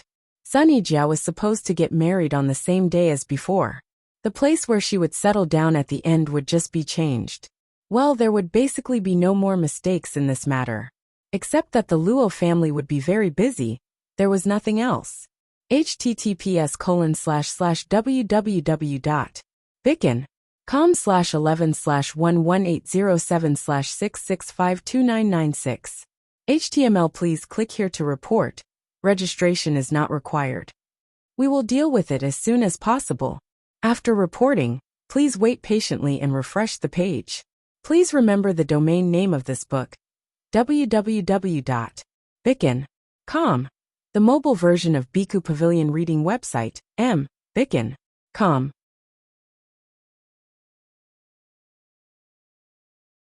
Chapter 103. However, there were also people who sighed that Jin Qinhuang's action was fast enough. This person was still in Great Elder Princess's residence, and the other side had already reported to Lu Qingdi. He really disliked Sun Yijia from the bottom of his heart. Otherwise, why would he be so proactive? Because it was his younger sister's birthday, Lu Qingdi specially gave all the officials a day off. If they were all happy, he could also have a day of fun. Therefore, Lu Qingdi wanted to let his younger sister celebrate her birthday without restraint. He also wanted to use this opportunity to slack off. Throughout the year, except for the 23rd day of the 12th lunar month at the end of the year, he was basically idle until the 15th day of the next year. There was no day when he was not busy. The officials had a break from time to time, but he, as the emperor, had to work hard every day. Even if he did not go to court, he had to read memorials and deal with political affairs. He originally thought that he could steal half a day of leisure, but in the end something happened. This daughter-in-law, who had not married into the family, was gone. However, it was just like Li Hongyuan. Lu Qingdi had long been used to it. Fortunately, this prospective daughter-in-law was not as miserable as the previous ones. If she could get married peacefully, it would be a good sign. Therefore, it was better not to change the time of marriage. In fact, if possible, Lu Qingdi hoped that Sun Yijia would get married tomorrow. Unfortunately, even if he was the emperor, he could not do such a thing. Lu Qingdi hugged imperial concubine Su and sighed. When could he see his sixth daughter-in-law? Imperial concubine Su comforted him. Wasn't there a side concubine about to enter the family? Even if a side concubine is on the imperial jade plate, she is only a concubine. How can she be regarded as a daughter-in-law? This unintentional sentence fiercely stabbed imperial concubine Su's heart. A side concubine of a prince was not a prince's daughter-in-law. The emperor's concubines, except for the empress, were naturally not the emperor's daughter-in-law. No matter how nice it was to be praised by the world, in fact, they were still concubines. The only difference was that they were divided into different grades. Then it's better for Yuan, to directly marry that girl of the Yuan family as his legal wife. The grand secretary may be happier in his heart. Lu Qingdi was slightly conflicted, but he still told imperial concubine Su the truth. There's a problem with that girl's fate. If she enters the imperial family, she can't be the wife of the first wife. Otherwise, it will bring disaster. According to their ages, Old Ninth and Old 10th can actually choose her as their first consort. When you guys first proposed it, I also rejected it because of this. Imperial concubine Su was shocked. Your Majesty, are you serious? Which great master said that? Master Liaochen. I don't remember the exact year, but it was when I went to the White Dragon Temple to burn incense. I asked Minister Wan to accompany me, and he brought his youngest daughter with him. At that time, Master Liaochen told me. Speaking of which, I was indeed muddle-headed a few days ago. Otherwise, I wouldn't have let her enter the imperial family. Today, I'm really happy that it was this girl who got into trouble. On that day, what else did Lu Qingdi remember other than a dead man? Noble consort Su even had the urge to vomit blood. If they had hidden it for so long, then the various schemes they had made to win over Elder Wan in the past few years had actually been smashed to death by Emperor Lu Qingdi from the very beginning. Had they only schemed against Yuan Fengfei's marriage once or twice? Definitely not. However, they had always been defeated by Emperor Lu Qingdi in the end. Each time, they had gnashed their teeth in hatred, thinking that it was another enemy's doing. In reality, it wasn't. Why didn't Your Majesty say so earlier? Was he deliberately playing with them? Because Master Liaochen said that before that girl's marriage was confirmed, it wasn't appropriate to announce it for fear of causing trouble. In fact, according to Master Liaochen's suggestion, it was better to keep her away from the imperial family. Speaking of now, she hasn't entered Old Sixth's residence yet, and Old Sixth has that kind of fate. I'm worried that something will happen to her. How could this be? Noble consort Su was in disbelief. How could such a good girl have such a strange fate? Because it was Master Liaochen who said it. Noble consort Su never doubted the authenticity of this matter. Beloved consort, it's best to keep this matter a secret for now. If she can enter the residence safely, that would be the best. If something happens again, then there's nothing we can do. Rest assured, Your Majesty. Did Li Hongyuan know about Yuan Fengfei's strange fate? Of course he did. It probably had something to do with him. In fact, Master Liaochen had diagnosed this fate the year Yuan Fengfei met Li Hongyuan for the first time. because of her stubbornness towards Li Hongyuan. If she married someone else from the imperial family, the members of the imperial family would still frequently interact with each other. Do you think she would know her place? It was better to stop dreaming. If she did, then trouble was inevitable. The imperial family usually didn't have a concubine appear before the main wife. As a concubine, she couldn't enter the palace without announcing it. If she entered the palace, she would usually be by the side of the main wife. That way, there would be fewer chances for her to cause trouble. Of course, it was best to keep her away from the imperial family, or rather from Li Hongyuan. When she was so far away that she couldn't reach out to him, then she would probably stop. Li Hongyuan knew this, so why did he keep her? Because at certain times, this person was really useful. Li Hongyuan's goal in this life was very clear. In terms of power, he either wanted to become the emperor, or he wanted to be the uncrowned king. In terms of his wife, he only had one goal, and that was Jingwan. Other than her, he wouldn't let anyone else sit in this position, even if it was just a decoration. In the future, he wouldn't let Jingwan sit in this position.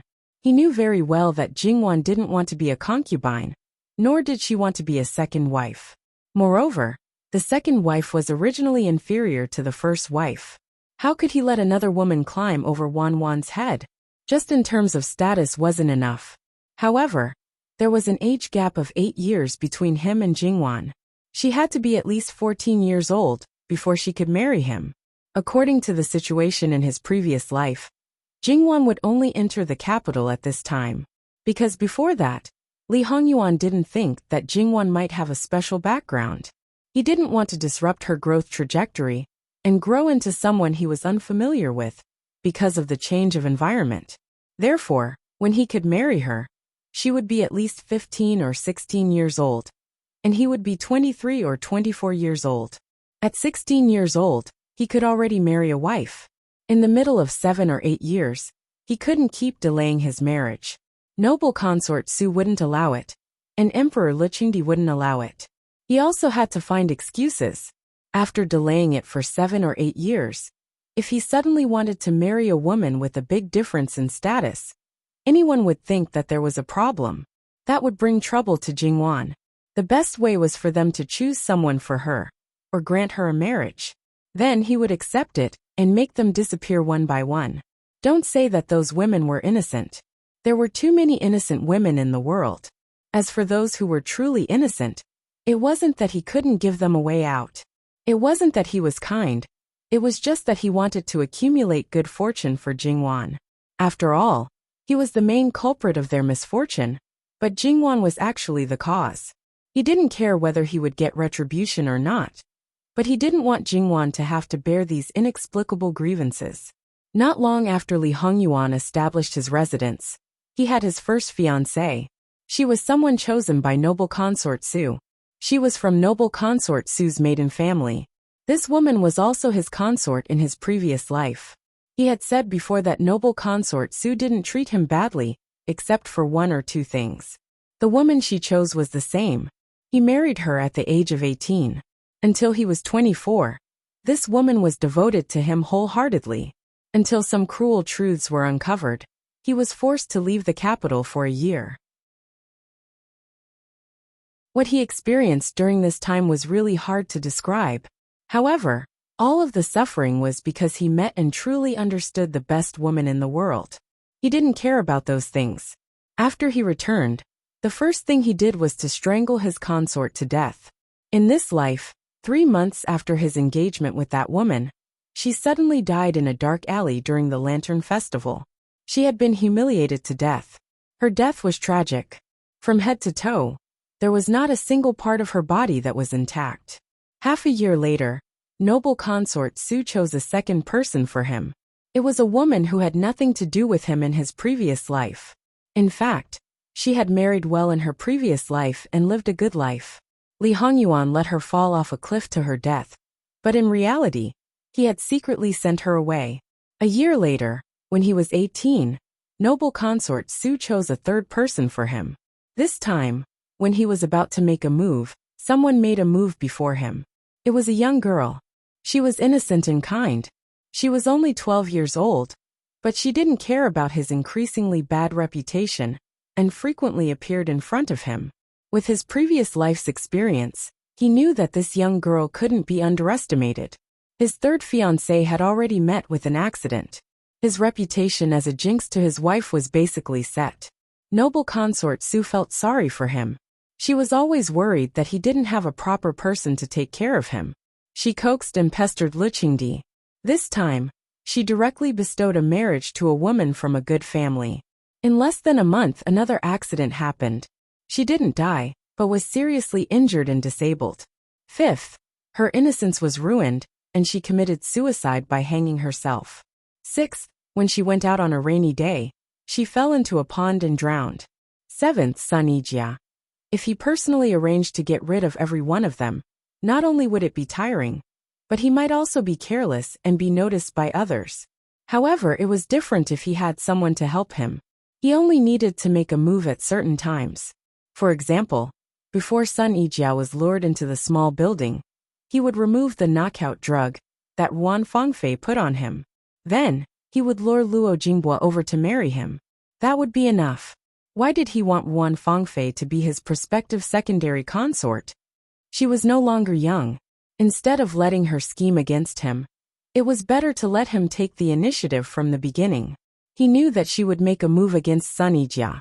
If she didn't have the status of prospective secondary consort, after getting rid of Sun Yijia, she would naturally take the position of prospective consort. His imperial father wouldn't allow it. Then he didn't know what she would do. Instead, it was better to let her be a little more obedient.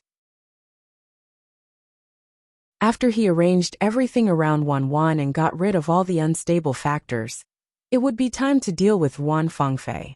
Because he didn't need an eighth meaningless fiancé. If it wasn't for Wan's status being too low, he naturally wouldn't have to go through so much trouble. However, Wan's status was getting higher and higher. Of course, these were all added to her, so there were still things that needed to be done. He had already cursed his wife to the point that he couldn't remarry. Now he just had to wait for her. Your Imperial Majesty, why don't you let Yuan or carry her back to the residence as soon as possible to avoid any more trouble? We also want to, but that vile spawn isn't willing.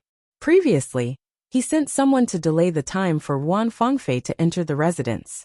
He said that even if he really can't get a wife in his lifetime, he shouldn't act like he won't let go once he catches a woman. It's too ugly. He said that it's not like he doesn't have anyone to warm his bed and serve him. He also said that as his mother, you don't have to worry about him. How could the other princes be so vexed? The matter was decided by their parents. As sons, they only needed to obediently follow their parents' orders. No one dared to disobey. Li Hongyuan couldn't do it. If he didn't agree, and you acted on your own initiative, you would be able to cause trouble later on. Luqingdi had already learned a lesson from Sun Yijia. If it happened again, that vile spawn wouldn't let it go so easily. It was better to let him do as he wished and avoid making himself suffer. Noble consort Su sighed. Alright, don't worry about that vile spawn. Let nature take its course. If it really doesn't work, let him adopt a son in the future. In any case, he was already mentally prepared for that vile spawn to be a bachelor for the rest of his life. As for why he even wanted to adopt a son, Li Hongyuan's reason was also self-righteous. He himself didn't care about the identity of the woman who warmed his bed, but his son's mother couldn't have that kind of birth. At the very least, she had to be legitimate. No matter how low her status was, she had to be a legitimate woman of official birth. In a situation similar to the loyal Wang Fei, he didn't have to do anything. He just killed the person first. These years, there were so many women who came and went by his side, but there wasn't the slightest bit of news. This time, noble consort Su was surprisingly silent. She also didn't say that she would directly choose two women of official families and directly carry them into Jin Qinhuang Fu regardless of whether the officials would agree or not. Although in the imperial family, there was a rule that the first wife couldn't enter the imperial family, and the concubines couldn't enter the imperial family, special circumstances could also be handled differently. Li Hongyuan cursed his wife to that extent, so naturally, It should be considered a special circumstance.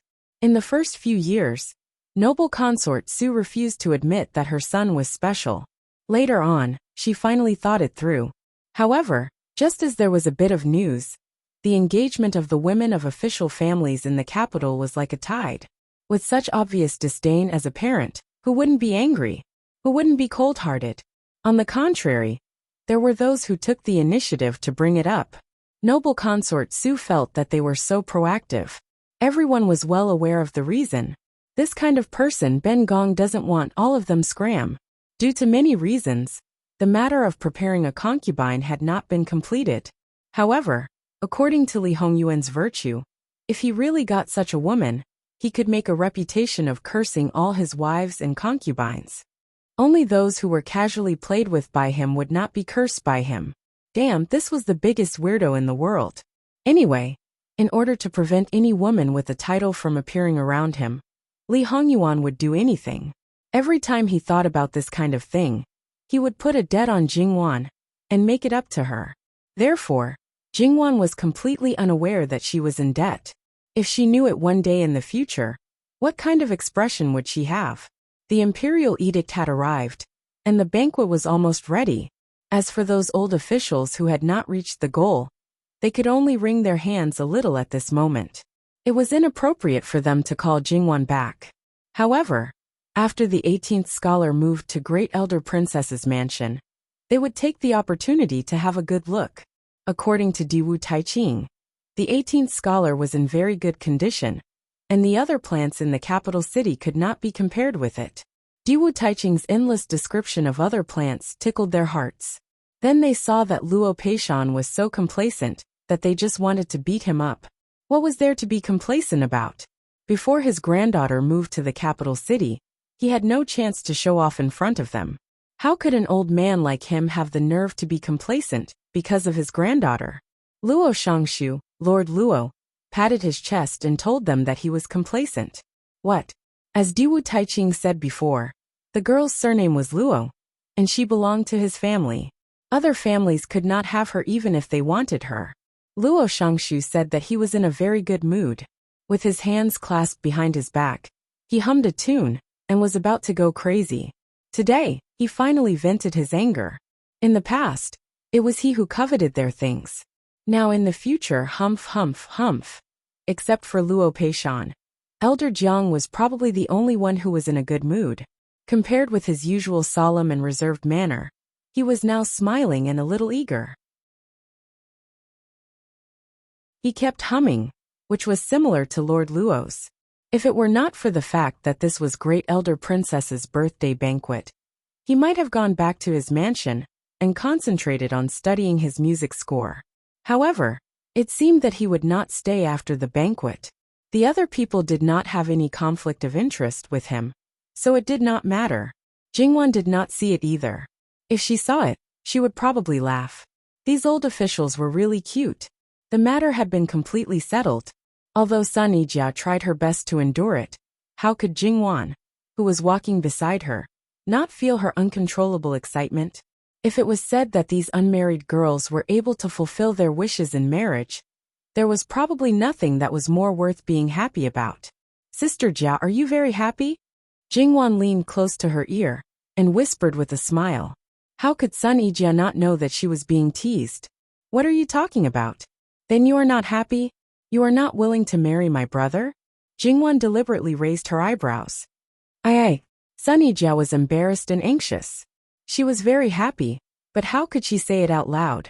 However, if she did not say it out loud, she was worried that Jingwan would misunderstand that she disliked her brother. For a moment, she was so anxious that her face turned red. If it were not for the veil covering her nose, she would have attracted everyone's attention at this time. Jingwan covered her mouth and laughed so hard that her shoulders shook. If it were not for the fact that this was not the right place, she would definitely have laughed out loud. How could Sun Yijia not know that she was being teased again? For a moment she was embarrassed and angry, but she was not really angry. Did this mean that Sister One really did not mind that she was her sister-in-law? She had already sensed it before, but she did not dare to confirm it. She encouraged herself in her heart. Sister One doesn't mind? Jingwan restrained her smile and stopped teasing her. Jokes should stop. Even if they were good friends, it was not good to go overboard. Why would I mind? Do I mind Sister Jia's face? Sun Yijia naturally knew that Sister One did not care about her face the most. For a moment, her eyes could not help but feel a little bitter. Don't cry. If you cry now, who knows what other people will say. Sun Yijia sniffled and made herself return to normal. Sigh, you are crying more and more. What should I do? Forget it. I'll leave it to third brother to coax her slowly in the future. Don't you know how to control your mouth? Sometimes you are as annoying as someone. Jingwan did not hear the latter part of the sentence clearly. Sister Jia, what are you muttering about? Nothing. Looking at the harmonious atmosphere, the smile from the bottom of her heart was particularly dazzling. At the banquet, Sun Yijia gave up her original seat and sat at the same table with Jingwan. Anyway, there were not enough people, so no one said anything. It was Great Elder Princess's birthday banquet. Needless to say, there were so many dishes on the table. However, the hot dishes had long become cold dishes. Even if they were edible, these ladies in the boudoir were very reserved. Jingwan had to pretend to be polite. Therefore, no matter what kind of banquet it was, she hated it most now. It was best to eat in her own courtyard. This meal had taken more than an hour, and the male guests had probably spent even more time on it. As expected, not long after the banquet was taken away, some old people or people who had important things to do asked to leave. At this time generally, no one would ask them to stay. Madame Luo was one of them. She had both reasons. Great Elder Princess naturally knew about the Luo Jingying. She couldn't help sighing. Why was there such a big gap between sisters in the same mansion? Great Elder Princess, I'm sorry to trouble you. Madame Luo apologized. Madame Luo, you are treating me as an outsider. Apart from other things, I like your third miss very much. If it weren't for, I would like to adopt her as my daughter. Madame Luo naturally knew Great Elder Princess's scruples. It was one thing to like her, but if she adopted her as her daughter, she would be directly related to her. Was she trying to make friends with court officials or something else? Lu Qingdi should have an idea. Great Elder Princess could be valued by Lu Qingdi for so many years because she knew how to restrain herself. Therefore, in order to maintain their friendship for a long time, she also needed to do her best to maintain it. It's this girl's honor to be favored by Great Elder Princess. Jingwan stood aside quietly and listened to them talk. Then, under the cover of Great Elder Princess, Luo Jingying was sent to the carriage. Previously, only her hands were tied, but now her whole body was tied up and her mouth was gagged tightly in order to prevent her from making trouble. When they returned to the Luo family and saw Luo Jingying being carried out, the Luo family knew that something had happened. It should be known that today, except for Madame Wang, the eldest daughter-in-law, the other 3 daughters-in-law were not allowed to go. And Luo Peishan only brought his eldest son and several grandchildren. At this moment, they all came out to greet them. The 4th daughter-in-law, Madame Wu, might feel a little regretful, but she would not think too much about it. The 2nd daughter-in-law, Madame Zhang, needless to say, did not like these occasions very much. Only the 3rd daughter-in-law, Madame Lu, did not say anything no matter how much she thought about it. Madame Luo even ignored her. Seeing her daughter's appearance at this moment, Madame Lu knew that her daughter had obviously suffered a great crime, but she was tied up like this. It was obvious that she had done something wrong. Madame Lu was angry and resentful. She thought that it was most likely that her daughter had done something stupid again. She did not dare to say anything. Even if Luo Jingying groaned at her, she could only pretend not to hear it. Seeing Luo Jingying's appearance, Luo Rongping was also very angry. Although some of his anger was directed at Luo Jingying, most of it was directed at Madame Luo. Madame Luo was the bargaining chip of his glorious career. But now she was like this. But he did not dare to show any expression. He did not know that the thing between him and Prince Rue, which he thought others did not know, had already been revealed by old Master Yu Yao. The other people did not have any reaction. They were not interested at all. Throw Luo Jingying into the small Buddha hall and untie her. If she dares to make trouble, slap her directly. Beat her until she doesn't dare to make trouble, Madame Luo said coldly. Without even looking at Luo Jingying, Madame Luo attacked her wet nurse and maidservant. Of course, this was to help Jingwan. In Madame Luo's view, these three people were not only failing to protect their master, but also knew that their master was wrong. But they did not stop her, which was a big mistake. If it were up to her, they should be severely punished. Come with me. Wan, go do your own thing. Madame Luo went back to the main courtyard and changed into some casual clothes. During this time, they knew what Luo Jingying had done in Great Elder Princess's mansion. Madame Lu's face was expressionless. No one knew what she was thinking. Madame Zhang was very angry. Even though she was like this, she still pulled a long face in front of Madame Lu. As for Luo Rongping's power and influence, Luo Rongyan originally disliked it. Now that his daughter was schemed against by his daughter, he did not have any good attitude toward his third brother. In my opinion, third young lady is very capable. No matter what evil people do to her, she is not affected at all. Instead, she is getting better and better.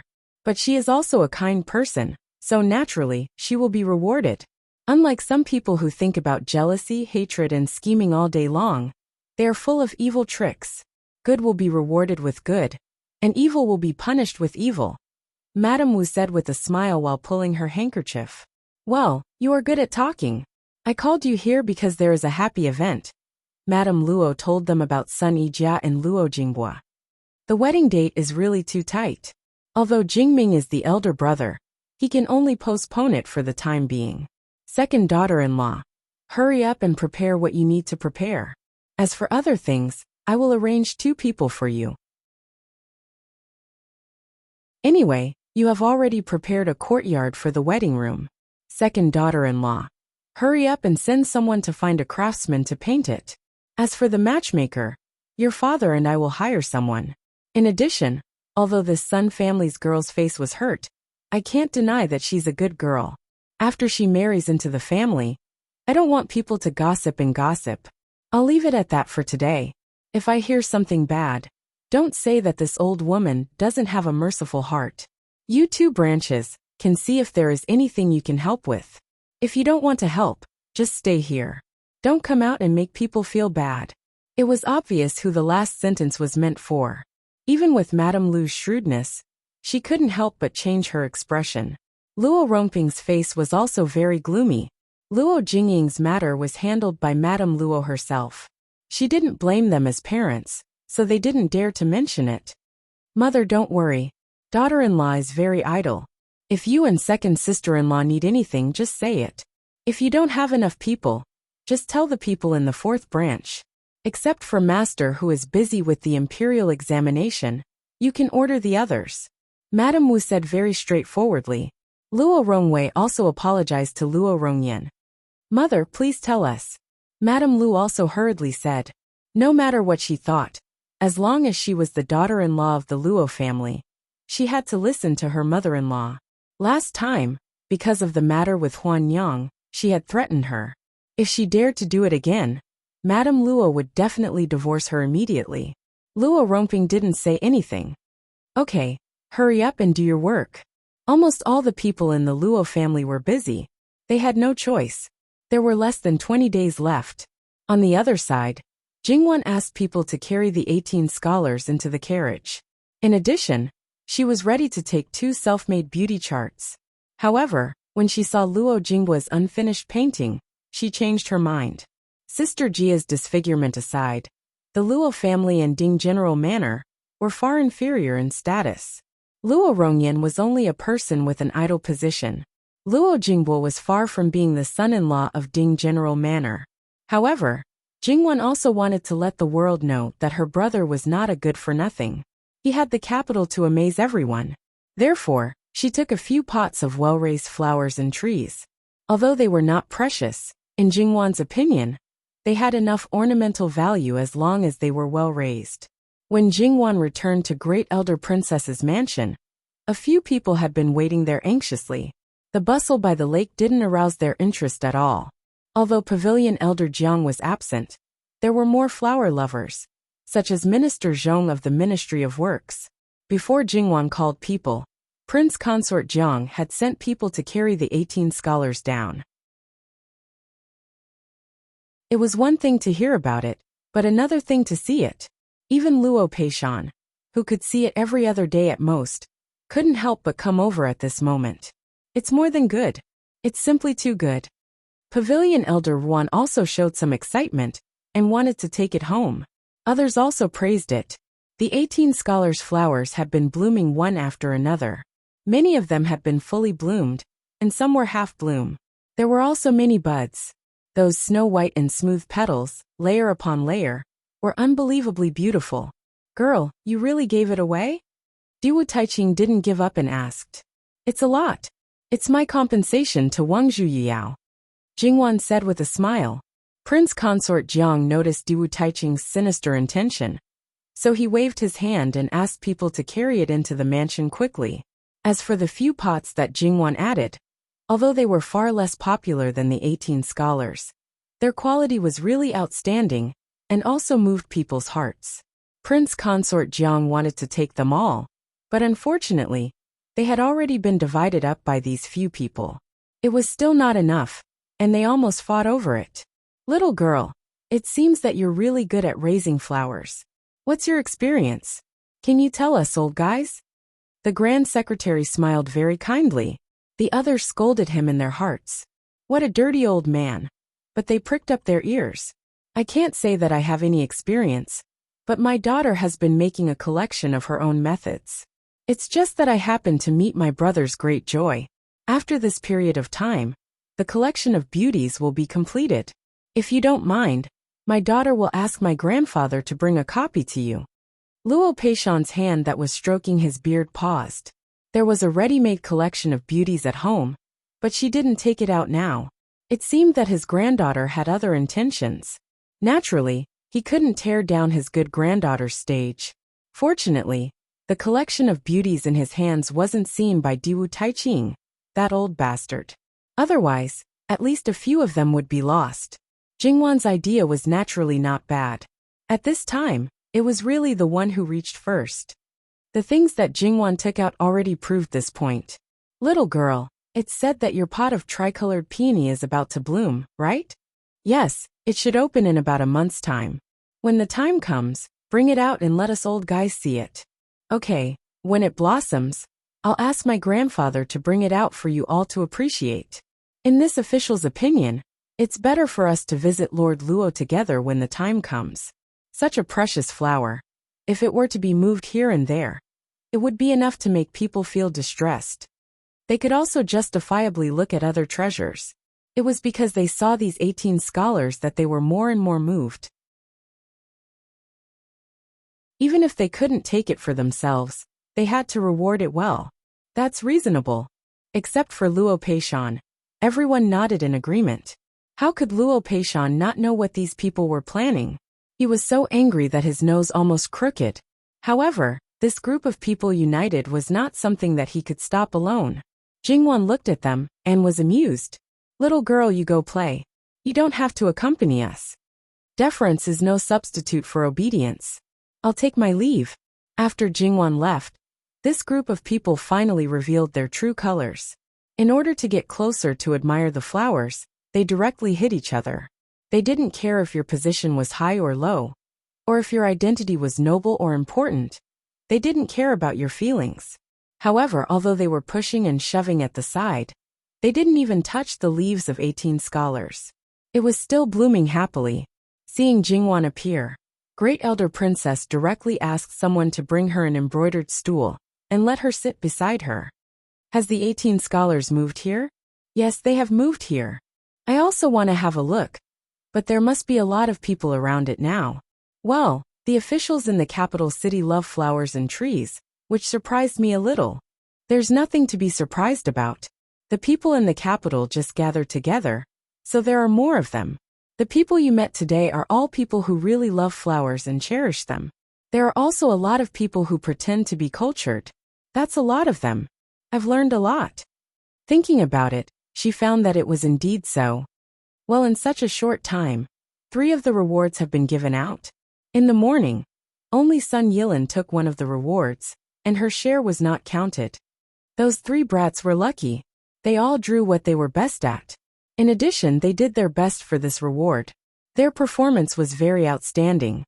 Naturally, the reward was taken away. Look at this one. I'm afraid he can also take away another one. Jingwan looked carefully at the flower terrace.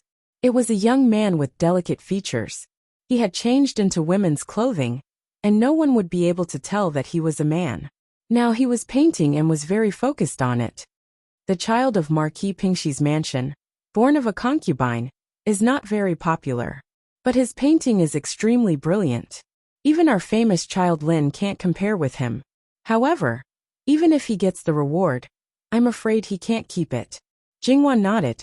Although the Marquis Pingshi's mansion could benefit their descendants, it was very limited.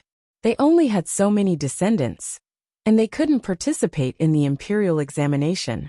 These people were divided into the son of a concubine and the son of a concubine. There were also those who were favored and those who were not. The outstanding son of a concubine who was not favored, the son of a concubine, who was unworthy of being a stepping stone for the son of a concubine, who was favored, could be found everywhere. This was normal. Even if one knew about it, there was nothing one could do, unless one had the ability to reach out and help. Li Hongyuan also had a deep impression of this person. After Wan Wan's fine brushwork painting was introduced, he was in the first batch to learn it.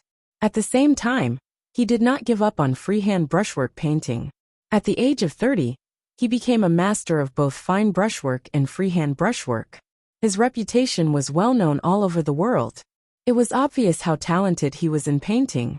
With this opportunity, he might be able to avoid 10 years of torture, but he might not be able to make such great achievements. After all, he was a great talent in the Qi Yuan dynasty. Li Hongyuan didn't want to ruin him, so he would not do anything. If he could keep the reward, it would be his ability and his turning point. If he couldn't keep the reward, he was destined to go on the old road. The painting was completed. It was a landscape painting, which was magnificent, and did not match his shy character at all.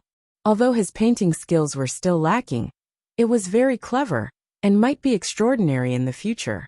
As Great Elder Princess said, he did take the 6th reward. After this young man got the reward, he went back and gave the purse to his father, Marquis Pingshi, without saying anything. Marquis Pingshi just said indifferently, "Well done," and put away the purse. He didn't even pretend to be angry. Others saw this but didn't say anything. After all, this was his family's business. If they said anything more, the young master might be punished when he went back. Perhaps all the good luck was in the afternoon. After that, every 2 or 3 people would take a purse. Of course, there were also some people who were punished. For example, it was offensive to ask another person to drink a jar of wine. However, if this jar of wine was given to a drunkard, it was a different story. There was good wine in Great Elder Princess's mansion. Some people walked in circles to cut 10 fruits, and that person almost cut his hand. Another person, like Li Hongyuan, drew the reward to wear women's clothes. However, he was tall and strong, with dark skin, and a beard when he was in his teens. After wearing women's clothes, all the people present laughed. There was only the last reward left. However, this reward was not taken away by someone with talent. It was the eldest daughter of Great Elder Princess, who knelt down and begged Great Elder Princess to leave in front of everyone. This change could be said to be beyond everyone's expectation. Great Elder Princess was so angry that she directly smashed the purse on her eldest daughter's face. "Get out of here. You are not allowed to come to Great Elder Princess's mansion in the future." Then she flicked her sleeves and left. As for the one who received the pouch, not only did she not look for her mother, who was quite angry, she even put the pouch away with a smile on her face. She seemed to be not ashamed of her actions but proud of it. Jingwan knew that there were always some stupid people in the world. Obviously, the eldest daughter of Great Elder Princess was one of them. She didn't think that if Lu Qingdi knew how she got the purse in the end, what good would the person who took the purse to ask for the reward from Lu Qingdi get? It was supposed to be a happy thing, but it ended in such a disappointing way. Everyone was also tactful, so they all said their goodbyes one after another. Prince Consort Jiang, who was watching the flowers over there, had to come out to help them see the guests off. However, he was really worried. What if his treasure was taken away by others? And the culprit who caused all this naturally didn't make Prince Consort Jiang feel good. However, Great Elder Princess refused to come forward, so she had to let her daughters-in-law come forward. These daughters-in-law didn't want to be too involved with the court officials, so they didn't have a good family background. In this way, a big problem was exposed. They were not presentable because Great Elder Princess didn't like them. This was also the reason why Jingwan hadn't seen or heard of them for almost a whole day. Perhaps they had seen them at some time, but their presence was too weak, and they were ignored. In the face of a noble lady, they were a little timid. Knowing the situation of Great Elder Princess's mansion, they naturally didn't care about it, and left respectively. On the carriage back to the city, Jingwan's eyes fell on her sister, Luo Jingyu. Although this little girl was occasionally sharp, most of the time, she was still a little dull and timid. Seeing Great Elder Princess's daughters-in-law, Jingwan felt that she couldn't let her grow up like this. Otherwise, when she married into her husband's family in the future, she would not only be disliked, but also be wronged and suffered losses like those daughters-in-law. When Sister Jia married into the family, she would let her take good care of her sister. As the eldest sister-in-law, wasn't it her duty to teach her sister-in-law? Besides, if she was not free, didn't she have an etiquette instructor by her side? She could just borrow her. Nanny Gong? Nanny Gong was fine. Except for Jingwan. She didn't care about anyone else. When Jingwan left home before, the Luo mansion was still quiet. Why did it become so lively after she came back? One by one, they walked with the wind, as if there were suddenly several times more people. Only then did Jingwan realize that her brother was really going to marry a wife, and the wife was her best friend. As the party concerned, she didn't have much to do. Therefore, Jingwan went to her brother without hesitation, and dragged him over in a somewhat aggressive manner. The brothers who were teasing her were all startled by Jingwan. What happened to the third sister? Could it be that third brother had provoked her? After a few steps, she ran into Luo Peishan, her father and her uncle. What's the matter? Grandfather, I have something to do with my third brother. By the way, in this, Jingwan took out the purse and stuffed it into Luo Peishan's hand. Grandfather, you can deal with it. I'm leaving. She dragged Luo Jingbo behind her. It was the first time that he saw Jingwan in such a hurry. What's the matter? The group of brothers expressed that they did not know. Luo Jingbo, who was also baffled, was taken directly to the study of the begonia house. Hurry up. Jingwan pointed to his painting of birds looking up to the phoenix. Little sister, do you want to draw now? Everyone is busy. Isn't that bad? Then third brother, don't you want to take out something of your own when you give Sister Jia the betrothal gifts? Duke Ding's mansion is a prestigious family. Although our family is not bad, we are far from their family. Ordinary betrothal gifts can't be outstanding, so naturally, we have to take out something special. You also want to make Sister Jia proud, don't you? How could Luo Jingbo not understand his little sister's meaning?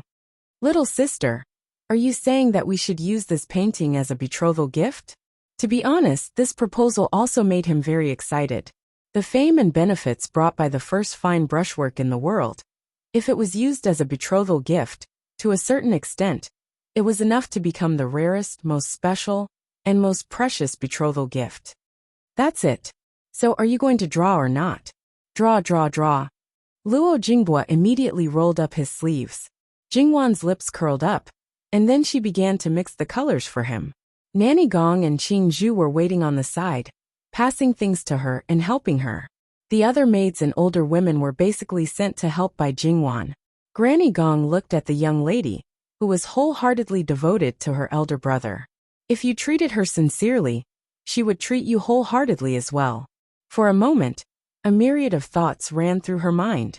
However, after 2 hours, Granny Gong's expression became a little strange. It was because her miss had taken advantage of the time when third young master was resting and drinking water to lecture him non-stop. The content of her lecture was about how good Sister Jia was, and how he should treat her in the future. To put it more bluntly, She said that he could only see her in his eyes, that he could only have her in his heart, and that he could only sleep with her in his bed. Even Nanny Gong, who had always been upright and serious, had her face turn into a color palette after hearing her words. Young lady, if you want to find your husband according to what you said, you might as well spend the rest of your life in seclusion. However, when she thought of a certain king of hell, who was eyeing her covetously, Granny Gong suddenly wanted to know if he could do what the young lady said. If he could do this for the young lady, then Granny Gong could even let bygones be bygones. When he came to find the young lady again, she could even open the door wide for him. A man who could spoil a woman to such an extent, no matter how bad he was in other aspects, couldn't be faulted in this aspect. Of course, to those old pedantic people, this was improper and lacking in moral integrity. Jingwan had merely taken the modern version of 3 obeys and 4 gets. She had removed the things that absolutely could not exist here, and mixed in some other things. Some things might sound unbelievable and out of the ordinary, but if one were to examine it carefully, they would not be able to find anything wrong with it. In this aspect, Luo Jingbo was actually very naive. He basically didn't come into contact with these things. Usually, Luo Rongyan was also very derelict in not telling him these things. It was precisely because of this that it was convenient for Jingwan to brainwash him.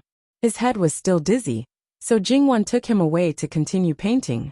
Since it was brainwashing, naturally, it couldn't be done just once. In this way, Luo Jingbo was repeatedly tortured both physically and mentally by Jingwan. When Luo Jingbo left, he was a little dispirited. Everyone who saw him looked at each other in dismay. What's wrong? It wasn't good to ask a servant, but as the father, naturally wouldn't be polite. Fortunately, Luo Jingbo also knew that his younger sister's words were a little shocking, so he didn't directly say it out loud. It's nothing. It's just that your son doesn't have anything good to show, so I have to prepare some special betrothal gifts. It's a little tiring. Luo Rongyan couldn't help but laugh. You little brat. You're already so attentive even after marrying into the family? She's my future wife. We're going to spend the rest of our lives together. Shouldn't I be attentive to her? Luo Jingbo inexplicably asked back. Luo Rongyan didn't expect that there would be a day when he would be choked by his son. Therefore, Jingwan's brainwashing was a little effective. At least there was one sentence that he completely remembered. That's the person you're going to spend the rest of your life with. Parents have their own lives. They will gradually grow old and leave this world. Children will gradually grow up, or marry, and then have children. Only husband and wife will be together for the longest time. After Luo Jingbo left, Mama Gong looked at Jingwan and hesitated to speak. I know what Mama Gong wants to say. A couple for the rest of their lives. He only has me in his heart, and I always think of him in my heart. I don't have any extravagant hopes for this kind of life. I won't live according to this kind of standards, and I won't go down a dead end. I just think that if there's such a couple by my side, I can live such a life with no regrets. In fact, Mama Gong had long seen that her young lady was full of expectations and longing for other people's lives, but she didn't have high expectations for herself. In this regard, she always maintained a skeptical, cautious, and rational attitude. Mama Gong felt sorry for her. Young lady, don't think like that. You'll definitely be able to live such a life. Jingwan smiled and didn't say anything. Meanwhile, Li Hongyuan received a message from Mama Gong. It turns out that Wanwan isn't as simple as a vinegar jar. She's also very greedy. However, what's wrong with living according to your wishes? When the Luo family was extremely busy, there were 2 things worth mentioning. Ruan Ruizhong brought a pot of flowers back and carefully took care of it. Ruan Fengfei felt strange, so she asked about it. After learning about its origin, it was the first time she heard her father praise another young lady. It let her taste the feeling of hearing other people's children. She really wanted to chop her up, and then watch wild dogs swallow her up bite by bite. She stared at the flower with a faint expression. Lowly things would always be lowly. How could they be worthy of careful care? When the Grand Secretary was not around, a cup of hot water was poured from the root. It would probably die tomorrow morning. On the other hand, There was the matter of Sun Yijia's dowry. The status of the people she married was very different. Someone wanted to reduce her dowry, not by a few percent, but by only 10%. Even if it's only 10%, it's still much more than an ordinary girl's dowry. Sun Yibin said so. In his opinion, everything in Duke Ding's mansion belonged to him. It was comparable to God's grace to give his useless sister 10% of her dowry. Sun Yilin looked at him coldly, and Duchess Ding directly threw the teacup at him. If he hadn't dodged quickly, it would have smashed a hole in his head. Sun Yibin, let me tell you, if you dare to touch the dowry I prepared for Sun Yijia, I will expose all the disgusting things you have done. Don't tell me that we can't wash our dirty linen in public. With such an unfilial son like you, I don't care about my reputation. I'd like to see how you can be conferred the title of heir of Duke Ding's mansion when the time comes. Sun Yibin's face was livid, but this was indeed his weakness. He thought that with the previous preparations, as long as he got the memorial from his father to confer him the title of heir of Duke Ding's mansion, he would be able to become the heir of Duke Ding's mansion and take charge of it legitimately. However, he didn't expect that after the memorial was handed in, there was no reply at all. Those who patted their chests and promised to seize power for him all shrank back. Only then did he realize that it was too early for him to fall out with his family. Now he had to be cautious. He left in a huff. When he walked to the door, he looked back and looked at Sun Yilin. I underestimated you, but let's wait and see. Humph. He thought that Sun Yilin was the one who played tricks and prevented Lu Qingdi from conferring the memorial. Sun Yilin ignored him. He would let his good brother know that the real show was yet to come. Everything he did would become more and more difficult, and more people would turn their backs on him. In fact, some of Sun Yijia's dowry should be reduced.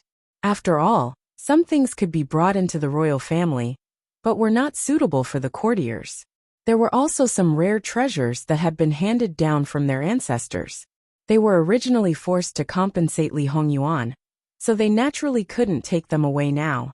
However, the rest of the dowry was enough for the daughter of Duke Ding's mansion's legal wife.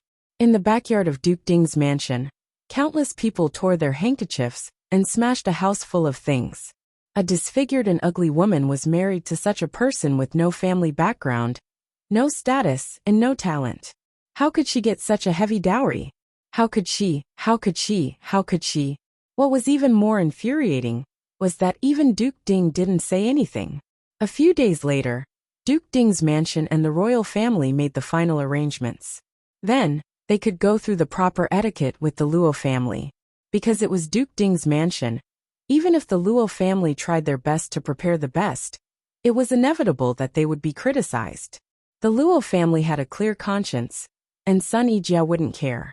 After exchanging updates and matching their horoscopes, it was a true match made in heaven. As the time was getting closer and closer, the imperial examination in spring was in 3 or 4 days. The betrothal gifts with Duke Ding's mansion were set on the first day of the imperial examination.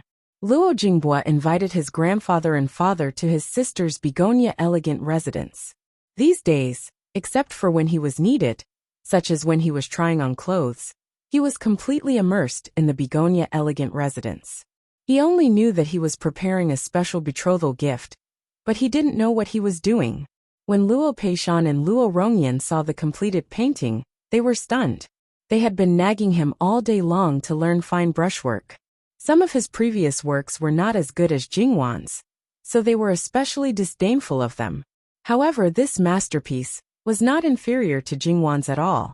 Because it was many times bigger, the difficulty increased, and it added to the grandeur. Furthermore, he had to pay more attention to the details, which made it seem better. Luo Peishan slapped Luo Jinghua on the shoulder. Good boy, very good, very good. Luo Jinghua didn't dare to take the credit alone. Most of the colors were made by my sister. Without her, it would be much inferior. It's good that you know it, so you still have to continue to study hard. Yes, grandfather, I will. Are you going to use this painting as a betrothal gift? Luo Rongyan said with some disapproval. Jinghua, do you know its real value? It's the first painting of fine brushwork.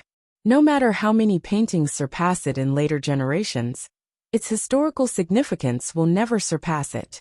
If it is detained by Duke Ding's mansion, and is not brought back by my daughter-in-law as a dowry, won't it? Jinghua, don't you always care about these things? Why are you so Philistine now? If Duke Ding's mansion dares to detain it, do they want to be scolded to death by all the scholars in the world? Besides, this fame and fortune really belong to Mingya. She doesn't care, so why are you shouting? Girl, you have this idea on Great Elder Princess's birthday, right? Jinghua nodded. I just want to let the world know that it's not a loss for my brother to marry the best girl in the world. Alright. You're giving face to your brother, and also to that girl from the Sun family. So boy, you must be good to your sister, do you understand? No other sister will be so painstaking for her brother. Grandfather, my brother will remember it in his heart and won't forget it. I ask you to come with my father, because I want you to help me frame it. Because it won't be leaked in advance. I have to trouble you. Girl, you don't have to be so polite to your family. In the blink of an eye, it was the day before the imperial examination in spring. The Luo family invited 4 people from Quanfu as matchmakers in Luo Jinghua, the bridegroom, to Duke Ding's mansion with the betrothal money, cash gifts, and betrothal gifts. It must be said that there were not only people in Duke Ding's mansion waiting to accept the engagement, but also people from the Sun family, as well as many relatives and friends. How many of them came with sincerity, and how many of them came to see a joke? In fact, everyone was well aware of it. It was just that some words were too harsh, and Duchess Ding's face almost couldn't hold it. When the people of the Luo family arrived, they didn't see anything special except for some ridicule and sarcasm. In fact, our sister Jia grew up in a nest of wealth. I don't know what kind of hard life she will live in the future. The betrothal money is quite a lot. It's 100,000 taels. Someone even ignored Duchess Ding's face and counted the gift list with trembling hands.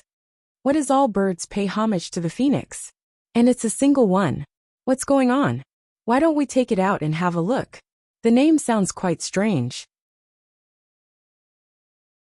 In fact, Sunny Jia was in the back hall. A group of sisters in the mansion, as well as the older sisters outside, were also eccentric. They said that if she brought so much dowry over, would she have to support the whole Luo family in the future? After all, Sister Ijia is disfigured. If she doesn't bring more dowry, how can she establish herself? Sunny Jia didn't care at all. But when she heard, all birds pay homage to the phoenix on the gift list, she was stunned. His painting was completed? He even brought betrothal gifts? How could Sunny Jia not know the value of that painting? He took it out today as a betrothal gift. He wanted to give her half of all the fame and glory. Sunny Jia couldn't stop crying. How many times had she been a good person to be treated like this in this life? When the crowd saw Sunny Jia crying, they couldn't say anything. However, some people curled their lips. What's the use of crying now? You'll have to cry in the future. Outside, someone glanced at the most special long brocade box and reached out to take it. A few full fortune madams, who were indifferent before, reached out to stop them. This thing is precious. You'd better not touch it. If it's damaged, none of you can afford to pay for it. Speaking of which, as the full fortune madams invited by the Luo family, they weren't too happy at first, because they had already expected what would happen. However, this most important betrothal gift gave them enough confidence. The more these people said now, the more painful it would be for them to be slapped in the face later. Madam, this thing is indeed precious. It's one of a kind in the world. If it's damaged, even if an identical copy is made, its value won't be as good as 1,000th of it. The matchmaker stroked the brocade box and chuckled. Since they had already made it so clear, naturally, no one would be tactful enough to force them to take it. However, even Duchess Ding's curiosity was aroused. However, if the Luo family could really take out such a good thing, it would be good to show it to these people. Thus she smiled and said, "Why don't we let everyone see it?" The matchmaker nodded, opened the brocade box and took out the painting. I thought it was something special. What's so rare about a painting of 100 birds paying homage to a phoenix? It's one of a kind in the world. What a joke. Duchess Ding was also greatly disappointed. An ordinary painting of 100 birds paying homage to a phoenix is naturally not rare. The third young master of the Luo family is not famous. He's just a graduate. There's nothing particularly outstanding about him. However, he's someone who doesn't take the ordinary path. He's ambitious. He dares to think and dare to do, so he can do what others can't. With the help of another madam, the entire painting was unfolded. Everyone who didn't take it seriously shut their mouths completely. Duchess Ding covered her mouth in disbelief. What kind of painting technique is this? It's so vivid as if it's real. It's Brother Bo's self-created Gongbi painting technique. After a lot of practice, he completed this masterpiece. Our Brother Bo doesn't think he has anything to show. He only has this painting that hasn't been seen yet. He also hopes to use this painting to express his feelings for the girl in your family, the matchmaker said with a faint smile. Another madam gently stroked the painting. These people shut up, but they still felt that it wasn't satisfying enough. I don't know if this is one of a kind. Is the first masterpiece of Gongbi painting precious enough? If it's damaged, can you afford to pay for it? None of these people were really uneducated. Whether something was precious or not, they would more or less know. They really couldn't afford to pay for this painting, so they could only twitch the corners of their mouths and say nothing. Good. Duchess Ding said a series of good words. This painting alone had earned her back all her face. At this moment, she was very satisfied with Luo Jinghua. Tomorrow, no, there was no need to wait until tomorrow. In less than 2 hours, this son-in-law would be famous in the capital, and even overshadow his son. After all, no matter how powerful his son was, he hadn't created a new way of painting. Then, his name would gradually spread all over the world. Everyone who began to learn Gongbi painting would treat him as their master. He would become the founder of a generation. If his daughter married such a person, even if she lived in a thatched hut, she would only be said to be noble and pure. Luo Jingbo was actually very embarrassed at this moment. This was all his little sister's glory, and he had taken it all. Before the painting was put away, some male guests came over after hearing about it. After seeing it, they all praised it. Sun Yilin looked at the painting and sighed with emotion. He didn't expect this brother-in-law to be so capable. I'm relieved to leave my little sister to you. Brother-in-law, don't worry. I will definitely treat your little sister well. If I don't treat her well, my little sister will tear me apart alive. Thinking of his little sister's various teachings and threats to him these days, he couldn't wait to hold Sun Yijia in the palm of his hand. Sun Yilin couldn't help but laugh. Miss Luo was really good to his little sister. Although his little sister had gone through ups and downs, it was worth it to finally get this marriage. It was all worth it. https://www.bicken.com/11/11807/66530001.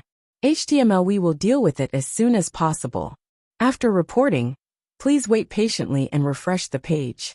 Please remember the domain name of this book, www.bicken.com. Bicken.com mobile version reading website, Bicken.com.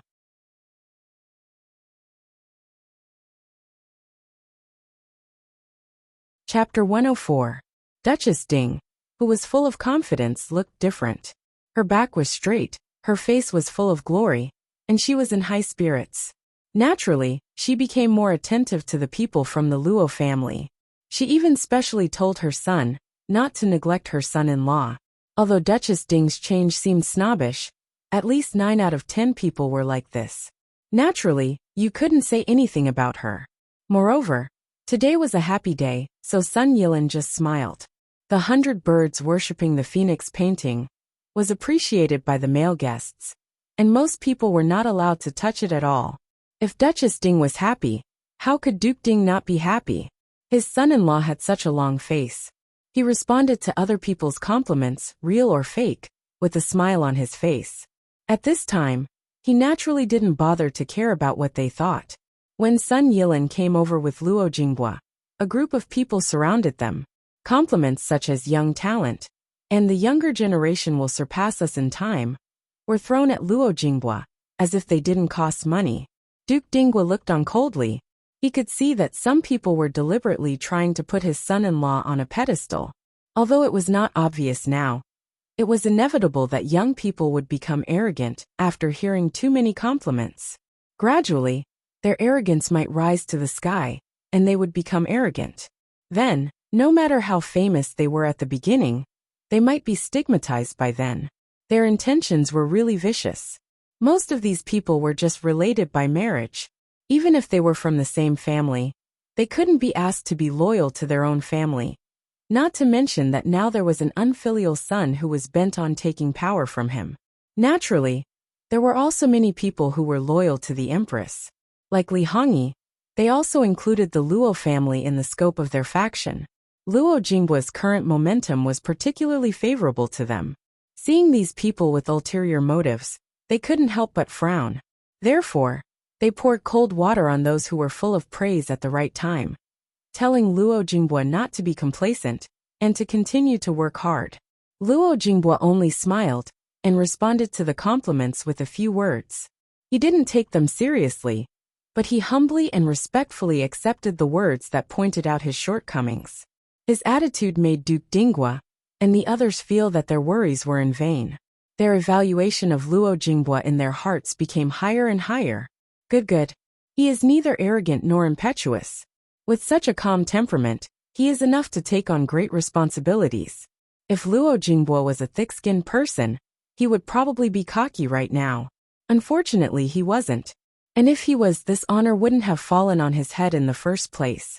Knowing that all this actually belonged to his little sister, he couldn't be proud. The more others said good things about him, the more guilty he felt. The higher others praised him, the more humble he felt. If someone really poured cold water on him, he would be eager to pour more cold water on him. For others it was a good job, but for him, it was a hard job. However, his little sister was wholeheartedly doing it for him and his future wife. Therefore, even if he felt uncomfortable, he had to hold on. Therefore, on one hand he was happy, on the other hand he was distressed. Sun Yilin, who had been overshadowed by his brother-in-law, looked at him with a smile. In his opinion, he was worthy of being Miss Luo's brother. Although he was not as calm as Miss Luo, his temperament was really rare. He looked at the painting. The more he looked at it, the more exquisite he felt it was, especially the color mix. He believed that today's sacred master might not be able to reach this level. It not only required patience, but also extraordinary care. Thinking of this, Sun Yilin's face suddenly had a subtle expression. His brother-in-law was free and easy, not bothering about trifles or even careless.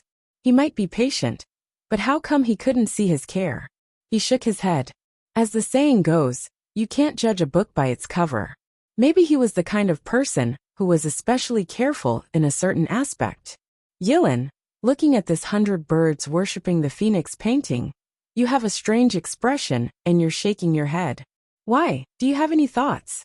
Sun Yilin suddenly opened his mouth and said, because these words were too sudden, and his voice was not low, it naturally attracted the attention of the surrounding people.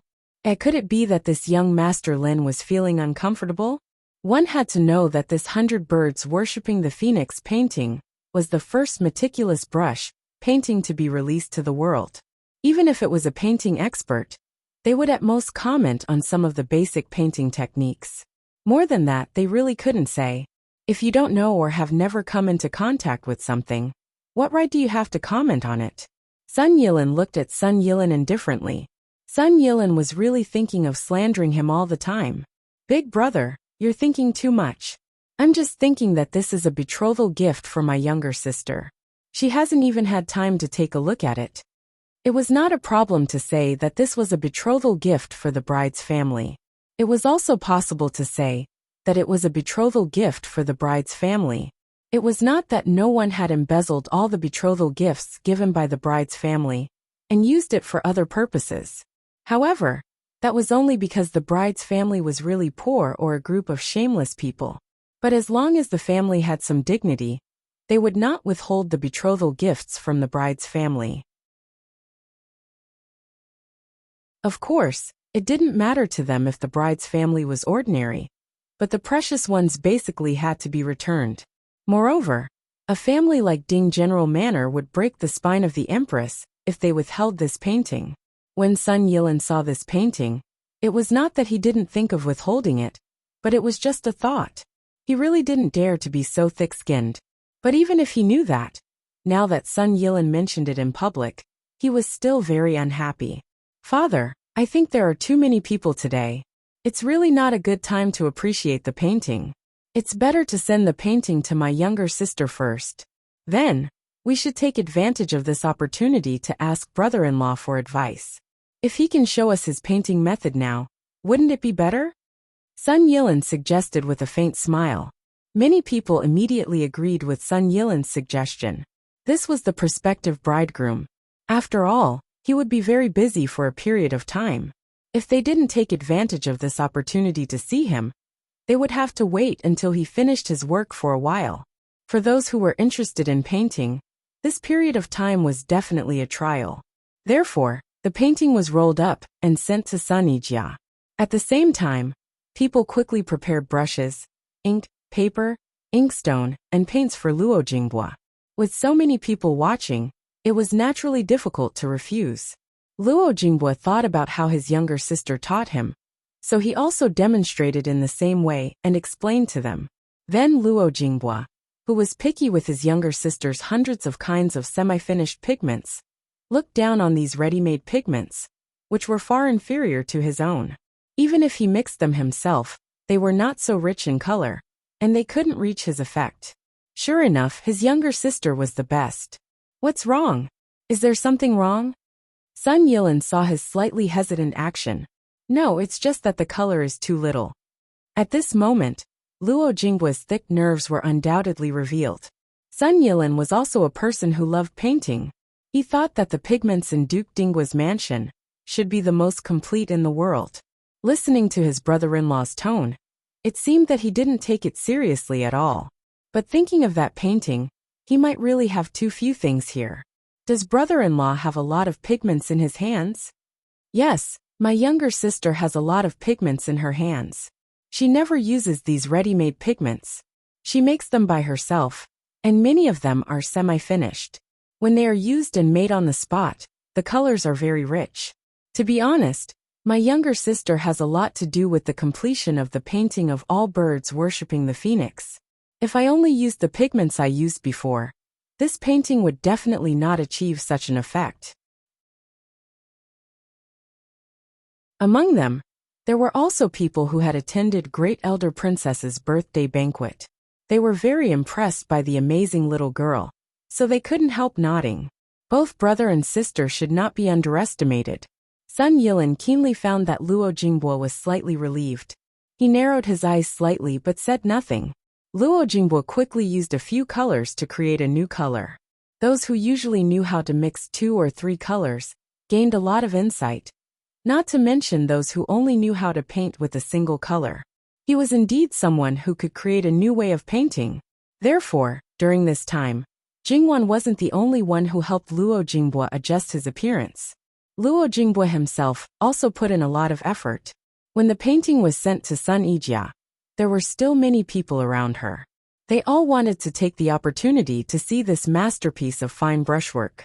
Listening to the maid's praises from outside, they didn't know whether they were exaggerating or not. The people around her couldn't wait to urge Sun Yijia to open it. Although Sun Yijia was still excited, she calmed down a lot compared with the beginning. She wanted to ask the maids to help her, but someone volunteered to do it, and even tried to snatch it. Sun Yijia was worried that it would be damaged, so she subconsciously let go of it, and it was snatched away by someone. At that moment, Sun Yijia's heart even became violent. In the past, who had the courage to snatch things from her hands? Sure enough, they would be trampled on if they were disfigured. Sure enough, she was in a good mood these 2 days and didn't flip out. Did they think she was a pushover? The painting had been opened, and the people who saw it were all silent. Compared to the free and easy style of freehand painting, they naturally preferred this kind of exquisite and delicate painting. They were almost immediately fascinated. It's really well painted. However, thinking of the words that came from outside before, it represented Luo Jinghua's friendship with Sun Yijia. Was this phoenix representing Sun Yijia? And Luo Jingbo was actually one of the hundreds of birds that admired her and worshipped her? This made many people's hearts become filled with jealousy. How could a disfigured slut be worthy? It was just for the sake of Duke Dinggua's mansion. But why couldn't it be them? Why couldn't they meet such a person? Little sister, you have to be careful. If you tear this painting, father will ask you to pay with your life. Sun Yijia suddenly said coldly. Only then did everyone notice that a corner of the painting was being held in the hands of one of Sun Yijia's stepsisters. The edges were a little wrinkled. The movements of her hands and her eyes were red with jealousy and hatred. It was obvious that she wanted to tear the painting apart. It was none other than the woman who had picked a fight with Sun Yijia on the day when Sun Yilan was drunk, but she was slapped in the face. The woman was shocked and quickly let go of her hand. I'm not. The curtain at the door was lifted, and Duchess Ding walked in with a cold face. The people gathered around hurriedly made way. The painting was placed on the table. Because it was unfolded, a part of it hung down. Sun Yijia hurriedly went forward and rolled the painting up with the help of the wet nurse. She touched the wrinkled and small part of the painting, and her heart ached. When Duchess Ding saw this, her eyes instantly turned cold. She took 2 steps forward and slapped her. Lowly be *tch. You can't bear to see your legitimate sister live a good life. If you really tear it apart, don't say that the Duke won't spare you. I'll skin you alive. The Duke said that for the sake of Yijia's good life, he lifted your curfew. I shouldn't be soft-hearted. Men, drag this lowly spawn back to her courtyard for me. Dismiss all the servants and lock the courtyard door for me. Only then did the woman feel afraid. She didn't dare to deny it, and only hurriedly begged for mercy. Madam, I know I was wrong. I know I was wrong. Please spare me this time. I won't dare to do it again next time. I won't dare to do it again. You still want to do it again? Think about whether you can walk out of the courtyard alive first. Shut your mouth. Duchess Ding's ruthlessness made the others choke. Duchess Ding wasn't like this in the past. Did she not even care about her reputation? However, they didn't dare to say a word about Duchess Ding's behavior. Sun Yijia coldly looked at this group of sisters, who were trembling in fear because of her mother, and carefully put the painting back into the brocade box. Mother, today is indeed a good day. We should be happy. Duchess Ding's expression eased a little. Get out of here. Are you waiting for me to invite you one by one? The crowd rushed to the door like a tide, not even bothering with basic etiquette. In an instant, only the mother and daughter and a few servants were left in the room. Duchess Ding's anger couldn't be appeased. Mother, don't be angry. In fact, I agree with what Sister Wan said. Why don't we judge them 20 years later?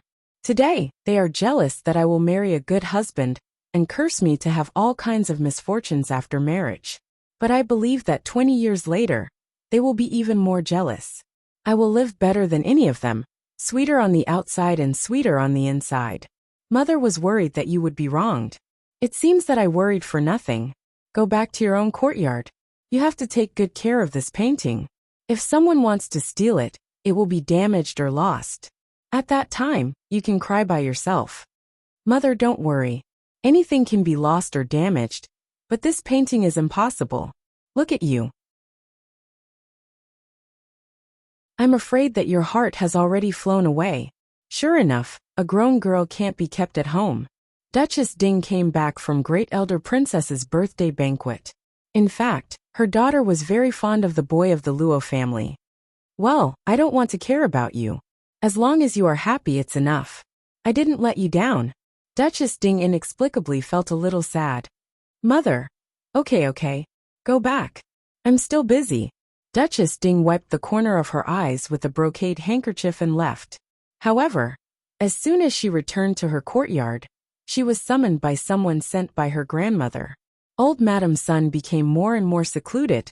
She didn't even attend Great Elder Princess's birthday banquet. Now she called Sun Yijia over and didn't say too much. She just told her that it should be her blessing to marry into the Luo family in the end. She told her to live a good life and cherish her fortune in the future. Then, she took out a jewelry box and said, I have nothing to give you. Just this last thing at the bottom of the box. Take it. Grandmother, I can't take it. Just take it. I'm in the backyard. How can they let me be cold and hungry? Grandmother. Sister Jia, you are a good girl. Although you have suffered some hardships, it's actually not a big deal. You haven't tasted real bitterness. I also hope that you won't taste it in your life. Sun Yijia snuggled up to old Madam Sun and didn't speak. Sure enough, as expected, in less than 2 hours, the news that Luo Jinghua, the third son of the Luo family, created a new painting method was spread. Among the scholars, especially those who loved painting, it caused a lot of response. However, when the painting appeared, some people thought that he was a man of temperament, some thought that he was hypocritical, and some thought that it was a disgrace to painting. In short, it was talked about enthusiastically. Of course, there were also those who thought that they were noble but pedantic. They scolded him that he was just a child who dared to claim to have created a painting method. He was simply ignorant of the immensity of heaven and earth. This kind of person was simply ruining the reputation of painting. Of course, these discussions didn't reach Luo Jinghua's ears. However, even if they did, he probably wouldn't care. Every time a new thing appeared, there would always be some good or bad comments in the process of being accepted by others. Not only did his grandfather and father say this to him, but his little sister also said this to him. What he needed to do was to keep a calm mind. In the Qi Yuan dynasty, the imperial examinations didn't belong to the Ministry of Rites.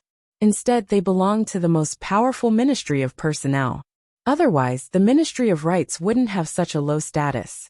In the Qi Yuan dynasty, it was ranked last among the 6 ministries. Therefore, Luo Peishan was relatively idle. After the morning court, he looked very leisurely. As soon as Luo Peishan left the palace, he was stopped by someone. Lord Luo, your Luo family is really something. The person who spoke was one of the 4 cabinet elders. However, he was the last of the 4 cabinet elders. At the same time, he was also Li Hongming's father-in-law. What was the meaning of this sour look? What do you mean, Cabinet Elder Lu? Luo Peishan looked very puzzled. Lord Luo, you don't have to play dumb with me. It's a good thing that your son and grandson are successful. Luo Peishan still looked puzzled. Lord Lu, please enlighten me. Cabinet Elder Lu cursed in his mind. I heard that the third son of your family came to Duke Ding's mansion today and brought a special betrothal gift. Lord Luo, you must know what it is, right? Luo Peishan nodded in understanding. Lord Lu, are you talking about the painting of birds looking up to the phoenix? It's just my grandson's inferior work. It's not worth mentioning. He waved his hand carelessly. I heard that it's not inferior work. It's clearly a masterpiece, not to mention a meticulous painting. Luo Peishan smiled. As expected, noble consort Su and Prince Rui's people went to Duke Ding's mansion today. There were probably many people from other factions as well. Cabinet Elder Lu, you're really well informed. That kid still needs to be honed. Lord Luo, you don't have to be so harsh. I heard that the painting method has already been perfected. It must have taken a lot of effort. He's not even 20 years old, yet he's already so accomplished. Does Lord Luo still think it's not enough? What should we, who only have unfilial sons and grandchildren in our families, do? Cabinet Elder Lu's face looked as if he didn't know how lucky he was. When Luo Peishan heard this, he felt so jealous that his teeth were about to fall out. However, he sincerely praised the sons and grandchildren of Cabinet Elder Lu's family. They were like dragons and phoenixes, rarely seen in the heavens and unparalleled on earth. Hearing this, the corners of the people around him twitched. Were you talking about people? Were you talking about gods? Moreover, Lord Luo, are you sure you're praising them and not insulting them? Unfortunately, Luo Peishan's face was full of sincerity, as if he was telling the truth. Even Cabinet Elder Lu had to admit that he had to bow down to this kind of person. This time, he didn't want to stop him from making friends. He just wanted to get rid of him quickly and leave. This old man still has important matters to attend to. I'll take my leave first. Sure enough, he had important matters to attend to because he left in a hurry. Luo Peishan stood in place, stroking his beard. His expression was modest, and he exuded a scholarly aura. Master. Luo Peishan's manservant handed 2 books to him. Luo Peishan tilted his head and made a sound of acknowledgement. Just as he was about to take the books, a hand suddenly reached out and quickly snatched them away. The chart of beauties? Lord Luo, you're not being kind. Diwu Taiqing was a bit angry. Luo Peishan almost rolled his eyes at him. Again, he had just received the chart of beauties and hadn't looked at it yet. How could Diwu Taiqing return it to him? He flipped it open. This painting? What kind of painting is this? I've never seen it before. Is it strange that you haven't seen it before? Luo Peishan didn't think much of it. Diwu Taiqing hadn't heard about Luo Jingbua's betrothal gifts, but someone beside him had. Could it be those fine brushwork paintings?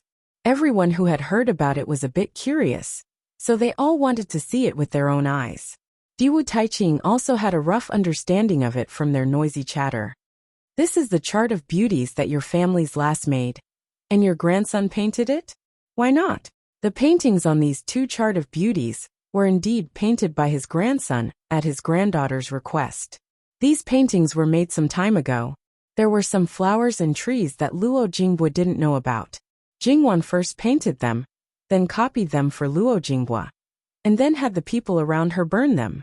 Now the fine brushwork paintings around her were basically unfinished. When seen by outsiders, they would think that she was still learning how to paint. Because she was also interested in freehand brushwork, she would occasionally switch to that side. It could be said that Jingwan really did a lot for her brother. However, Jingwan probably didn't know that the paintings that she asked people to burn were actually collected by Nanny Gong and sent to Li Hongyuan. Only some of the abandoned paintings were burned.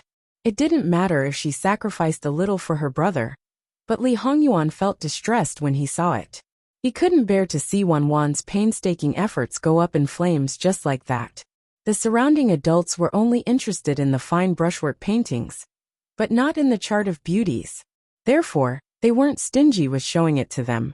Previously, they had only heard about it, but now that they saw the finished product, it was really a brand new method. Moreover, it seemed that the technique was really perfect and impeccable. It was really amazing. As the saying goes, what you hear is false, but what you see is true. While the others were passing it around, Diwu Taiqing and Luo Peishan were talking and bargaining. However, the voices beside them were getting softer and softer. By the time the two of them noticed, not only were there not many people, but the two chart of beauties were also missing.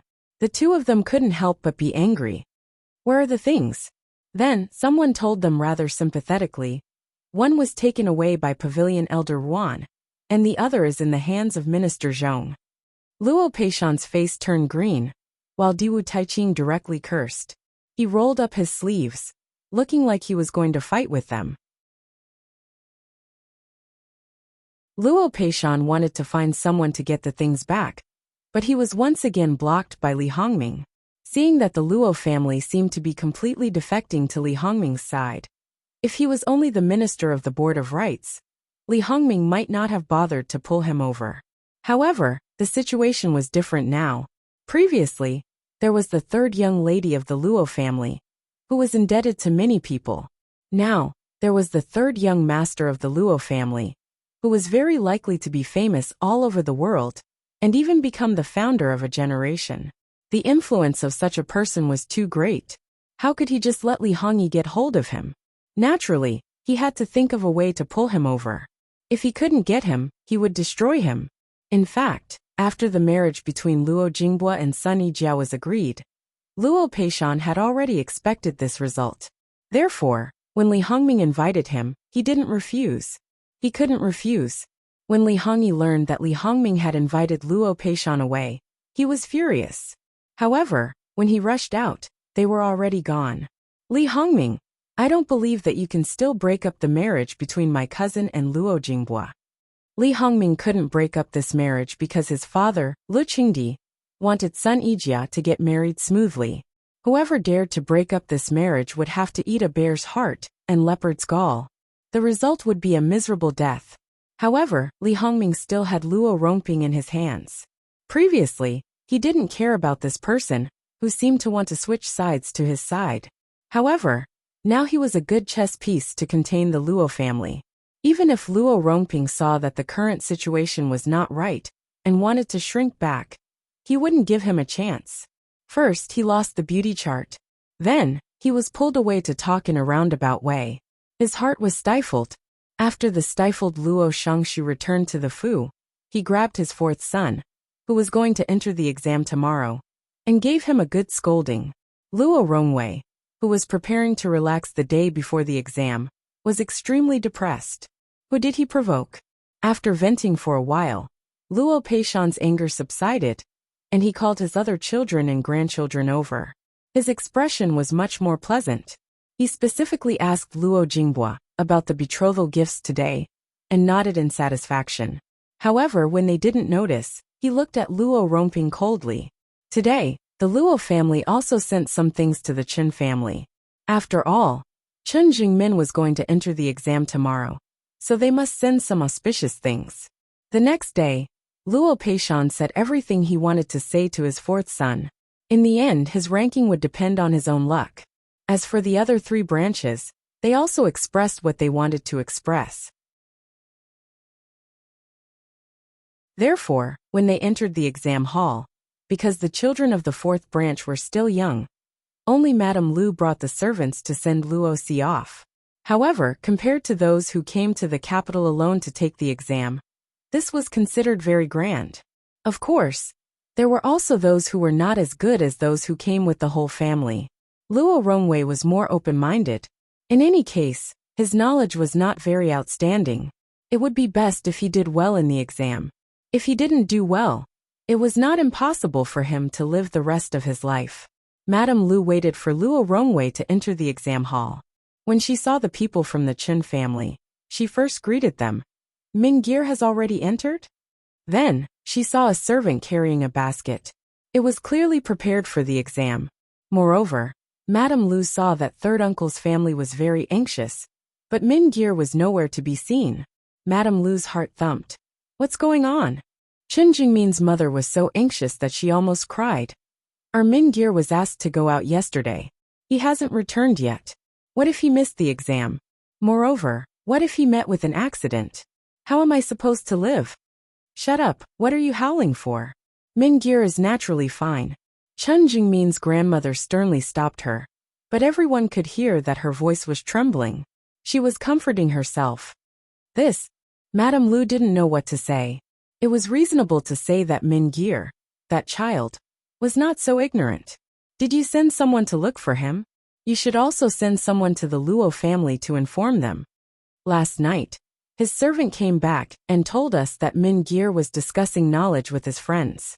He wouldn't finish it in a short time, so he rested there last night. This morning he came back early, but we waited and waited, but he didn't come back. We didn't know where he was resting, so we brought the things here first. But now it's getting late, and he still hasn't appeared. Madame Lu also became anxious. If they missed the exam, they would have to wait for 3 more years.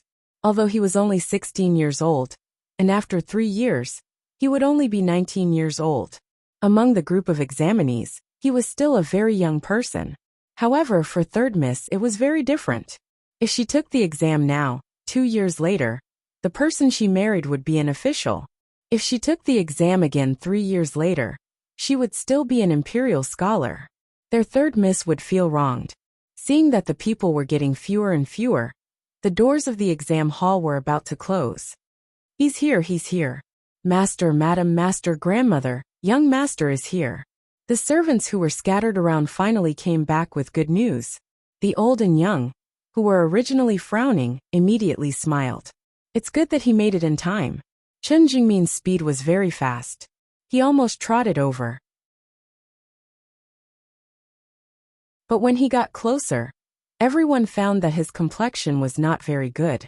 Compared to the young man who always had a gentle smile on his face, this time, he was surprisingly cold. Moreover, there was a trace of ruthlessness and hatred in the corner of his eyes. Not only that, his clothes were also wrinkled. Mingir, what's going on? Chen Jingmin took the things from the servant's hand.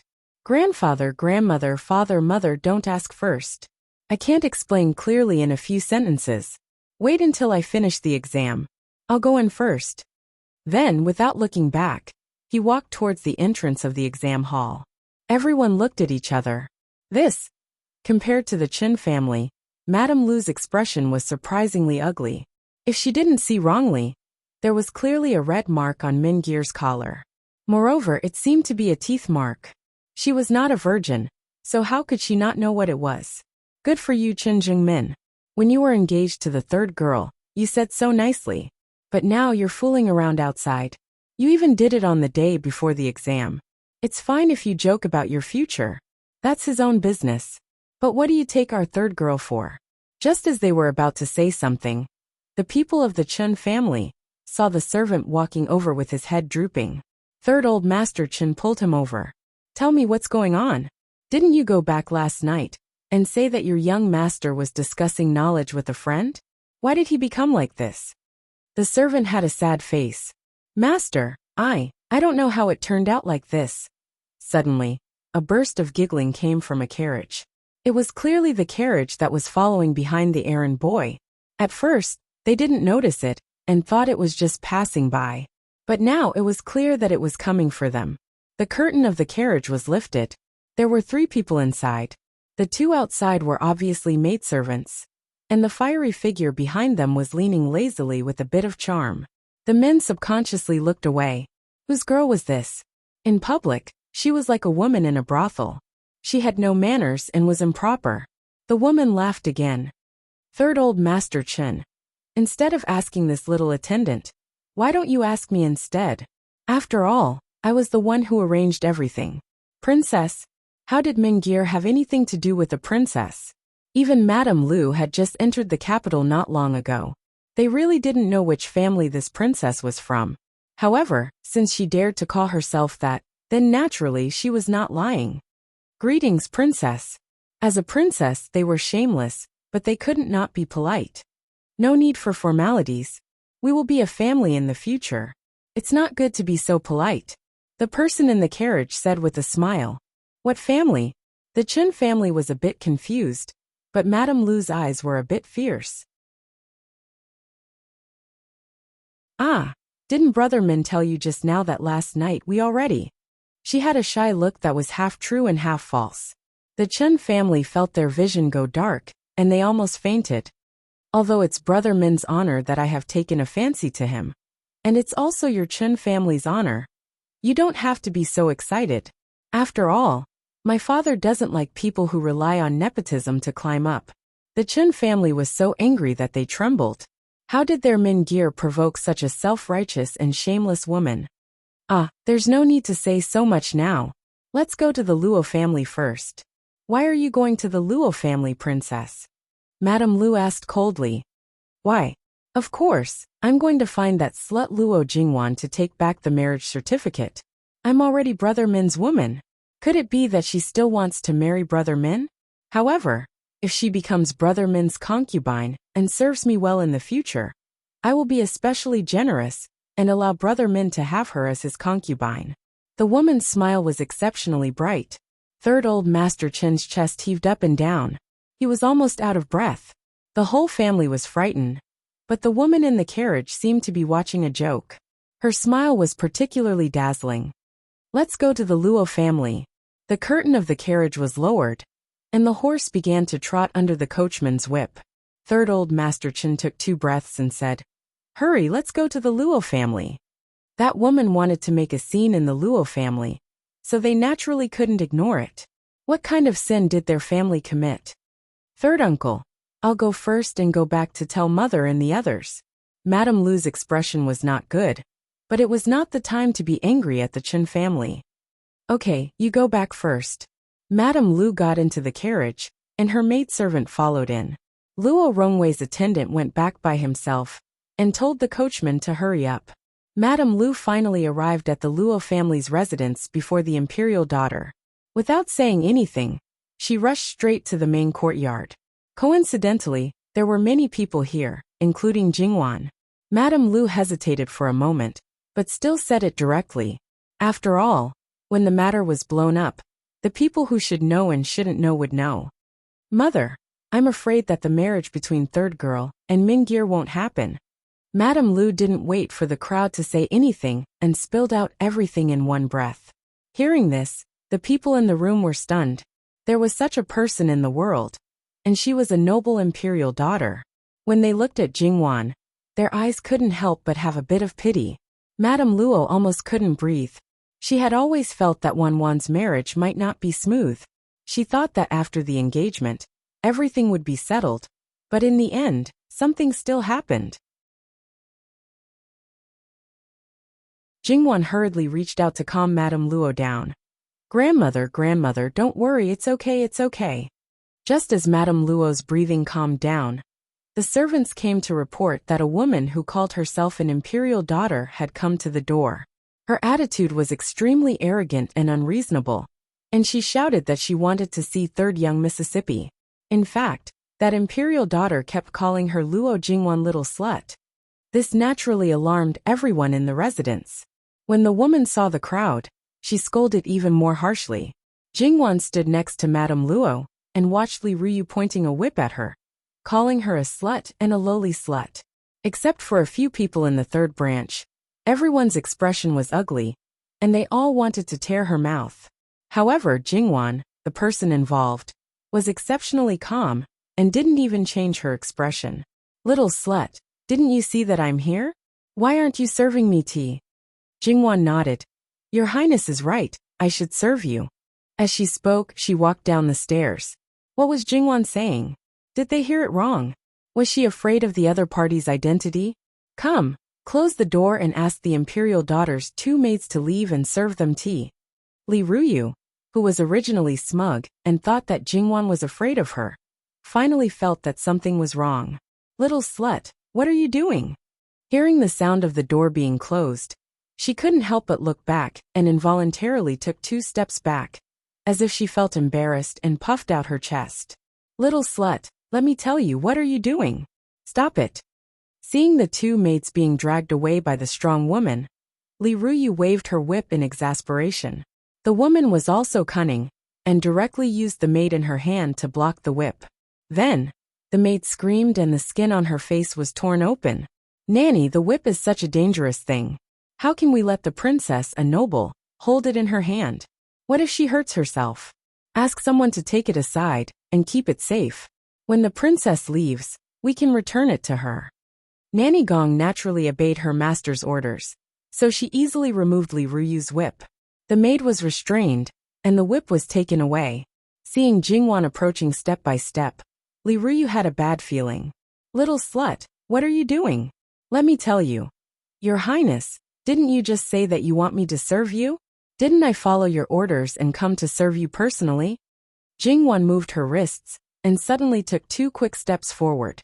Then, she punched Li Ruyu's ribs hard. Li Ruyu screamed and instinctively bent over. Jingwan grabbed her shoulders and lifted her leg. Li Ruyu's stomach was hit hard again.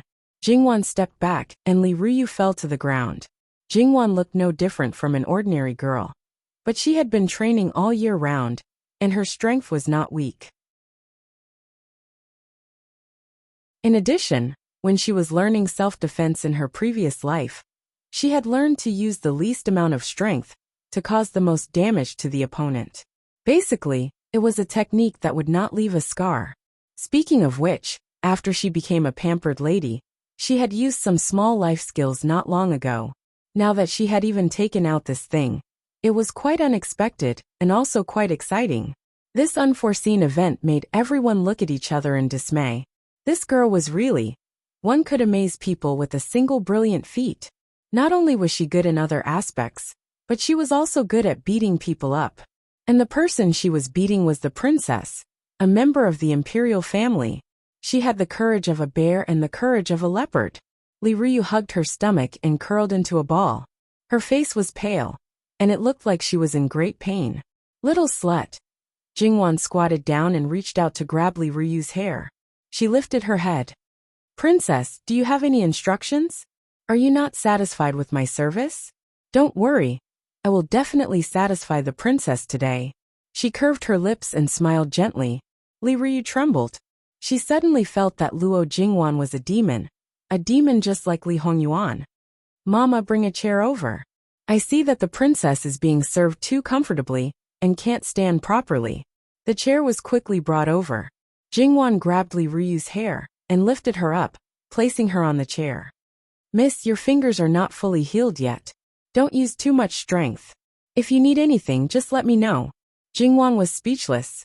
Her fingers had healed long ago. On the day she came back with the injury, she had adjusted the color of her brother's hair for a long time. She did not see her say anything. Now it was just that her fingertips had not recovered their previous smoothness. Alright, her brother was on her side, and Li Ruyu was just an outsider. It was not worth hurting herself for her. Your Highness, please sit tight. Otherwise, I'm worried that you won't need to twist your hair if this happens a few more times. You'll become a sister-in-law directly. Nanny Gong helped Li Ruyu up and said in an exceptionally gentle manner. Li Ruyu's body trembled again. The feeling of facing Li Hongyuan became even stronger. Jingwan looked at Mama Gong. It seemed that she was the expert. Jingwan placed her hand on Li Ruyu's head. Li Ruyu was about to raise her hand to push her away when Jingwan's other hand punched her. Li Ruyu screamed again. Although the punch did not land on her body, they knew from Li Ruyu's reaction that it must be very painful. Mother, Wan Wan. When Luo Rongyan saw his daughter like this, he did not know what to say. It was really unexpected. His daughter was usually so obedient and delicate. How could she be so fierce when she hit someone? Madame Luo waved her hand and said coldly, "Don't you know that she bullied Wan Wan first? As her father, you can't help your daughter vent her anger. It's fine if you don't allow her to vent her anger." Luo Rongyan touched his nose and did not dare to say anything. His daughter was his mother's treasure. Everyone else had to stand aside. Even if his daughter did such a disgraceful thing, it was his fault as her father. He was incompetent. What's more, it's just the powerless Prince Cheng's mansion. It's not Princess Ryu's fault. She still has someone to back her up. So what if I hit her now? I'd like to see who she can find to help her. Now it was the Empress and Prince Kong who wanted to win over their family. Would they find trouble with the Luo family for Li Ruyu? Madame Luo did not lower her voice at all, and it fell clearly into Li Ruyu's ears. She regretted it. She thought that other than not being able to pester Brother Lin, she could continue to be a tyrant like before. In fact, that was not the case. Even a B*TH like Luo Jingwan had the guts to hit her. Little B*TCH, little B*TCH, how dare you? This princess is the princess of the imperial family. The imperial family? Jingwan bent down and whispered in Li Ruyu's ear. An unfavored prince will be bullied. Who do you think you are? She made trouble for her again and again. Now because of something that did not happen, she schemed to steal her fiancé. If she could tolerate it, what could not? Now that she delivered herself to her door, Jingwan felt sorry for herself if she did not vent her anger. When Jingwan stopped, Li Ruyu slipped on the ground again. She curled into a ball and trembled in pain. Her face was covered in tears and snot. There was no trace of her fiery and flamboyant appearance. All the onlookers were silent, including the Chen family, who had already arrived at the Luo residence.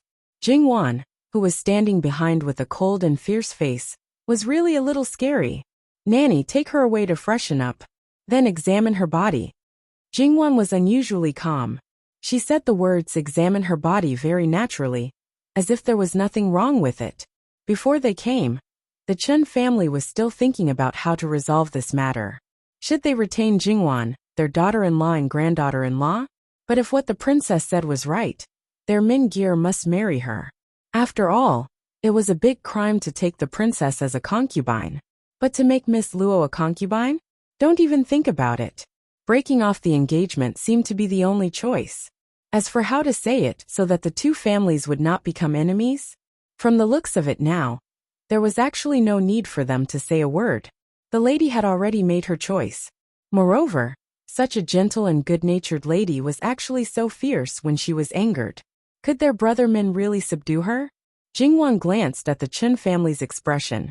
It seemed that even if Li Ruyu didn't lose her virginity, there was no need to persuade her to stay.